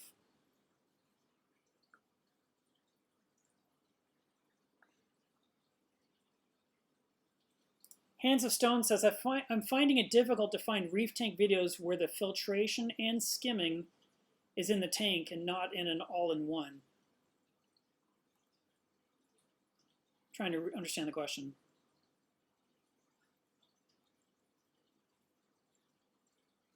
You're saying you're finding it difficult to find tanks that have all the equipment on the inside of the aquarium? Well, if I understood the question correctly, I do know that Tunzi has been around for a very long time, a German-based company, and they had multiple modules that you could put on the back of the tank. And this one did the wave box. This one was the skimmer. This one was this. And you would just line them up one after another, and each one did its job. And it hung inside a display tank. There was no sump. There was no all-in-one. It was a glass box with the Tunzi gear in the back corner. Maybe that's something you're referring to. That stuff still exists if you want to go that route.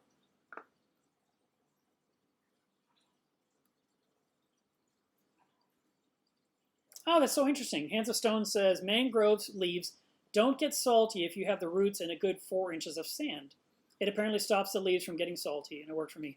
That is so neat. Okay, cool. Thanks for telling me that. Tammy, I don't know if there's a problem with the website right now. I'm on the live stream. I can't answer that question. But sometimes there's an AJAX error that I don't know what it is. I think it's a handshake problem between my website and PayPal. But maybe you can try back later. If not, I can just send you an invoice directly, and we'll take care of you.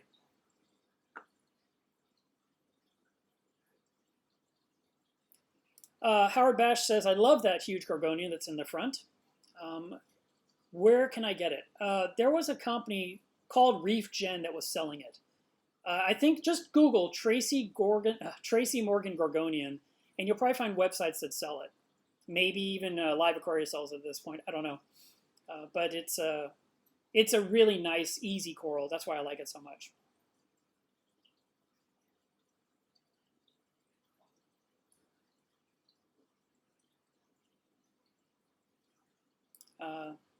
Tony says, I started building my first frag tank. I just built the stand today. How should I go about cycling it? Do I use some of the rock in the main tank, or is it worth it to cure some new dry rock? Your frag tank, is going to be standalone. It's not tied into the main system at all. If that's the case, you are going to want to cycle it. You're going to install all your filtration. And then I would put in some test corals and see how it does. At the very least, I would have live rock in the sump underneath. If you have room to put rock in the display area itself. A lot of times people that have frag tanks just have like a sheet of egg crate and they have all the plugs in there and there's nothing. So they have a ton of flow and nothing else in there, and they don't even want rock in there. So I don't know if that's going to be a problem for you or not. But if you can at least have the rock in the sump underneath it, that would help to create some natural biological filtration, in addition to protein skimmers, filter socks, other biomedia you might be interested in using.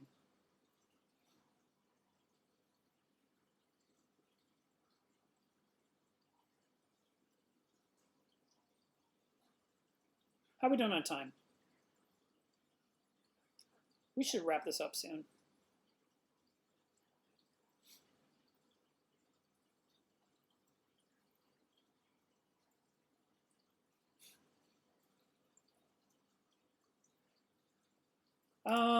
Rob says, my Alcatronic is acting up. It doesn't seem to want to calibrate the reagent, or maybe the dosing pump for the reagent is malfunctioning. Any advice? Believe it or not, I'm going to point you to Reef Dudes. Devin has one of those. A few people I know does. Mike from Club Miller's Reef has one as well. But Devin seems to really know that thing from top to bottom, and he might be able to help you troubleshoot that one. So I would reach out to him. He has his own group, Reef Dudes, on Facebook as well, and you could ask him there, or you could just write to him directly and get some assistance, or write to him on his channel, or write to him on his Alcatronic video. That's the perfect place to put a question like that, and hopefully you can get some help. And then, of course, you can always go to the company that makes it and ask them as well. But I don't know the answer to that. I haven't used it. I've only seen a couple videos about it, and it's interesting, but I have zero experience to provide any answers for you on that one. Sorry. Kim says, can I get Benepets in the UK? Well, I can ship it to the UK.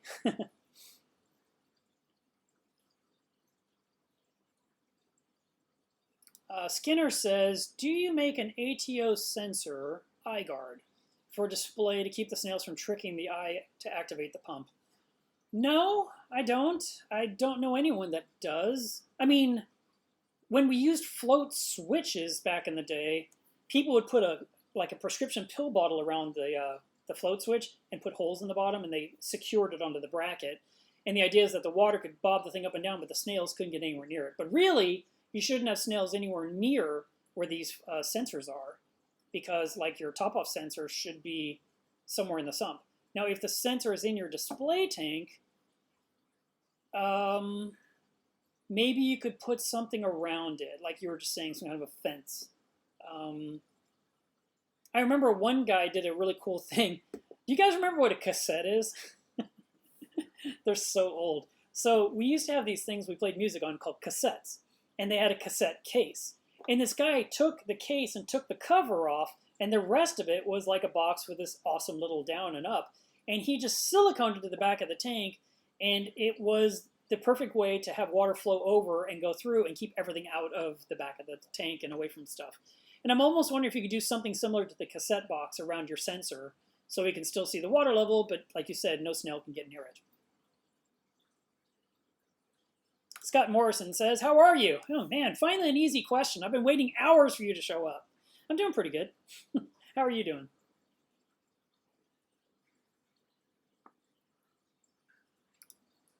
Gary, not all my answers are lame. Some of my answers are actually pretty good, but I realize you disagree, and that's okay. I mean, you know, you've got 2 pumps in your tank, and you feel very secure and you're happy. I have 1 pump in my tank, and I feel very secure and I'm happy.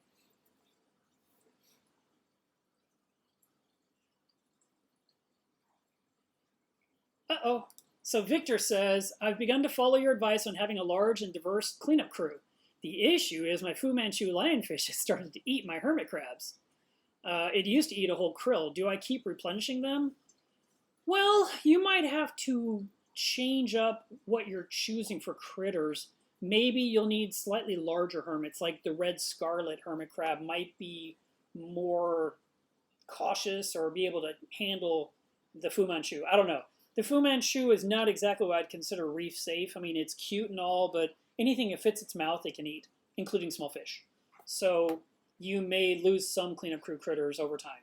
But in the end, it's just going to be a matter of using what works best for you. And just because I can put these 10 things in my tank, you might decide I can only put in these 7. Or you might say, but I have number 11 and I love it, and you don't have one, Mark, and you should get one. I mean, there's a chance of that too. Scott Morrison says, what's a good wrasse for a mixed reef, 60-gallon tank? I love the leopard wrasse, but I've had no luck. Maybe you will. Another one that's very popular is the mystery wrasse, but it's a little aggressive. And then the Melanurus wrasse is super nice. I think that's also called a Christmas wrasse. That's a good one, but it gets pretty big. But it'd be, if you get something small and it's in your 60-gallon, you get to enjoy it for now, but as it gets bigger, when you later upgrade to your bigger tank, you can just move it into the bigger tank.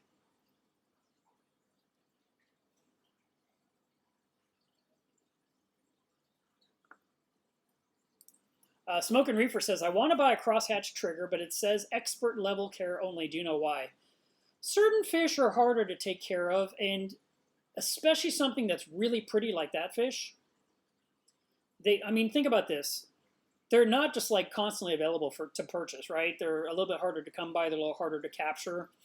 So there's a less of them in the food in the supply chain. And then you've got someone that just bought a tank from Petco. They put the water in today and they buy the crosshatch trigger and they kill it. It just happens, because they're like, oh my God, I love that. Look at the colors on it. It's got every color of the rainbow. I'm bringing it home today and I just set up my tank, or I'm setting up my tank tonight. That could be one of the reasons why they do that. I would definitely do the research on what the pros and cons of that fish are before you pull the trigger. You can definitely talk to Live Aquaria. They're the ones that are the ones probably selling that, and they have the warning on there. But they have a phone number. You can call them. You can ask them all your questions, and they can discuss with you and see if you'd be a good candidate for that fish. That'd be my suggestion.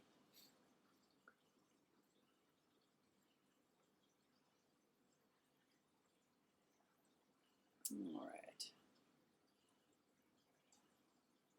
We're near the end of the chat. I almost caught up. Let's see. Jamie says, is there any sort of cleanup crew that will live in the sump without light? I get a lot of crap down there, and I wonder if it would be used as food if I put something down there. Actually, I wouldn't put any cleanup crew down in the sump. And the reason you don't want anything down there is you don't want it to get sucked into a pump and stop the pump from flowing.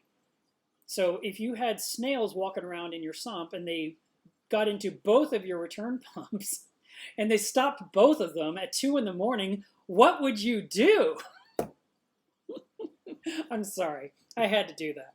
No, no snails in the sump. No critters in the sump. Some people will find an animal that causes problems in their tank, and the de facto saying people have said is, put it in the sump, which I don't understand. It's like a punishment. The animal is doing what that animal does. You're like, oh, I'm going to put you in the sump. It's not going to do well down there. It's not a good choice. I'd bring it back to the fish store and let them do something with it. Whether they sell it to someone with a predator tank that'll eat it, or they put it in their tank because they like it, or you set up its own little biotope just for that thing so you can enjoy it and watch it do what it does. These are some choices, but nothing goes in the sump. If you have stuff in the sump that looks like crap, it is crap. You want to use the VCA vacuum attachment. It's a $10 item. I sell it on my website.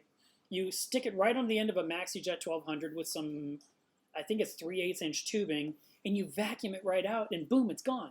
And your sump is nice and clean. And it's a great attachment. I love that thing. I'm going to actually, the reason the Skimmer, I'll change cameras here for a second here. This one here. So you can't see it. I got to move the camera. So the reason I cleaned the Skimmer was because it was dirty. It needed to be cleaned. But the other reason I took it out was so that I can vacuum out my sump of all the detritus in that section when I do my big giant water change. So I'm planning to siphon out all the crud that's down in the sump, scrape the bottom so it's nice and pristine again. I'm going to reinstall my skimmer. I want to siphon some of the sand bed behind me to get out some detritus that's built up over the years. And I want to replace a bunch of clean water, and hopefully I will see even lower nitrate. I might not. With me cleaning the sand bed, I might shoot the nitrates up some, but it's still getting the waste out of the tank, and that's what matters the most. So, all right, back to this. And then we're going to have to wrap this up because I'm tired of standing. Let's see.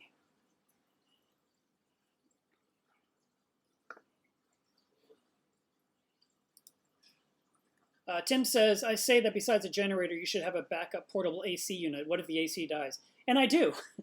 I actually have a portable AC unit that rolls around, and it's in my workshop. I mean, that's where it lives. But there's a hole in my wall of the fish room. So if I were to have to use it in the fish room, which I've done in the past, in the last few years, there was an opportunity a couple times where I needed to, I could just turn on the AC unit in the fish room and push the hot air out the back, out that hole, and up a chimney that goes into my attic. And that is my, and I can plug that thing into the generator. So if there's no power and no AC, I can actually create enough power to keep the tank running and keep cold air blowing toward the tank until everything gets resolved.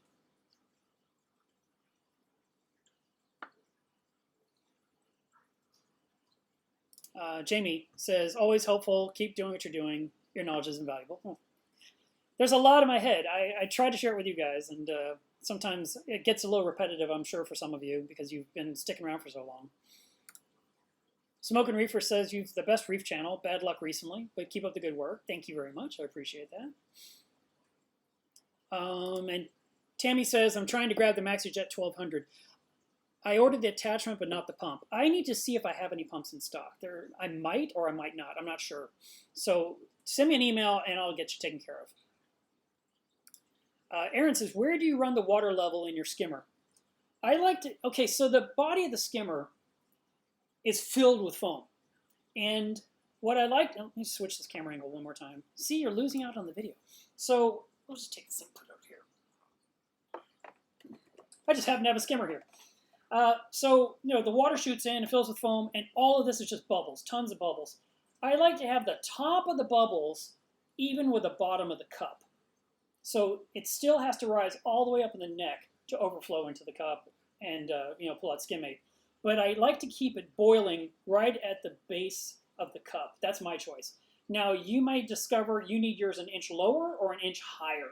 But that's my target area I recommend for most people when you're running a protein skimmer. And that's with the skimmer running normally, not after you just added food to the tank or you did a water change, something that changed the water chemistry temporarily.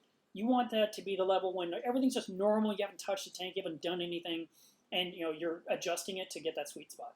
That's what I recommend. That thing's heavy.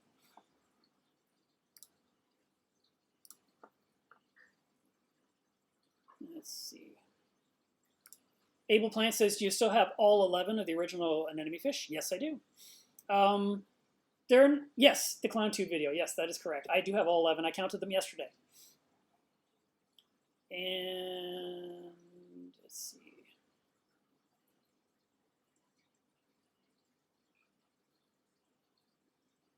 Yes, Reef Keeper says, I was using the Cobalt inline pump to clean the sump until the VCA attachment came out. No more pesky trying to start the siphon on the inline. I know. The inline pump, I remember when they came out with it, they made that pump specifically for their canister filter. And I was like, that thing would be awesome for vacuuming sumps. And I did a video about it, and all of a sudden Cobalt was selling those pumps like crazy because everyone agreed that's such a great way to get it out. But then VCA came out with their nozzle, and their nozzle looks just like what you would use to vacuum the seats in your car or the floorboards. And I was like, man, I really like this thing. And it's a $10 thing. I mean, it's nothing. And it does such a good job. I did a video about it. The only thing in that video I wish I'd done differently, I kind of wish I'd used it 5 or 10 times before I did the video. Instead, I was kind of using it for the first time, like, I'm showing you live what it's like to use it. And I was going really slowly so you could see what I was doing and not disturb it and make the water cloudy. And so it kind of made it seem like I made it really difficult when it wasn't. And I go in there now and I just vacuum, and I'm done. And, you know, I do that, I don't know, once every 6 weeks when I'm in the mood. And it does such a good job. And within a matter of 3 or 4 minutes, my entire sump has all the crap that was, you know, amassing on the bottom just gone. And I like it for that. But my video kind of made it seem like, I mean, so many people said, just get a shop vac. And that wasn't the point. I mean, the idea of what I was doing, I could vacuum out a little bit of water, not affect the water volume of my tank. With a shop vac, you're going to suck out gallons rapidly. You know that. If you did a big water change and you had like this much water left in the sump and you shop vac'd out the last, you wouldn't really care. But if you're trying to get detritus out of a sump full of water and not lose all the water, the vacuum attachment is so convenient. And you could put the tubing into a fine filter sock. You could have it go into a bucket. You have choices, to decide if you want to remove any water from your system or if you want to remove a little bit of water. So, I mean, I really like that attachment. Yorkshire Reefer says, I love these Friday night streams. You are behind us. This is Saturday. So often I know it's people that are on Sunday. I don't know how you're behind us. That's amazing. So much to learn for a new reefer. Thanks so much, Mark. So thank you very much for the super chat. I appreciate it. Alrighty. So I want to wrap this up with a couple things. I'll put myself right here in the middle of the screen, and I gotta switch that camera angle because we've got the wrong angle. I can't talk like this. Let me do this, this, and this. There we go. All right. It is water test Saturday. Look, wrong camera. It is water test Saturday. I need you guys to test your water. I'm going to test my water right now as soon as I get done. I need to see where everything is, and I want to start getting ready for the water change. I told you guys I have a little nick on my finger. I might just put on some rubber gloves and just get the job done and avoid getting any kind of contamination to my finger. I want to get my skimmer going again because it's been offline now since last night. And I want to, oh, also, the video that I used today, I'm going to keep using it for the background for this month. That's the plan. Oh, by the way, I may not be doing a stream next Saturday. There's a chance. I've got to head out to a client's job this week, and it's a long drive to get there and a long drive back, and I just don't know what's going to happen. And I might be here Saturday, but I'm not 100% sure. So there's a chance there won't be a stream. But this video, right, that I filmed, this is an hour and a half of a nice 4K quality video. So what I'm going to do is I'm going to upload this video specifically to YouTube as its own video you can just watch without the stream on top of it. And the idea is that I'm thinking I'm going to grab one of my old podcasts or 2 episodes and put the audio track on top of the video so you guys can hear podcasts from sometime between 2006 and 2011. And I think it'd just be fun. And if you don't like the audio, you still have a really nice video you can play for an hour and a half on a TV screen if you were having company over, or you just want to have a nice relaxing evening and you want a nice tank on the wall. So I'm going to do that here this week, and hopefully you'll enjoy that. There will be no narration from me because it's an hour and a half. How on earth could I talk that long? You're all laughing. You just did it. No, I don't want to talk over that video. It's too much work. So I'm going to grab the podcast. I think I'm going to need to put 2 episodes on there to fill up an hour and a half. And other than that, I hope you guys have a great weekend. I hope your tanks do well. And I will see you guys on the next live stream. Bye.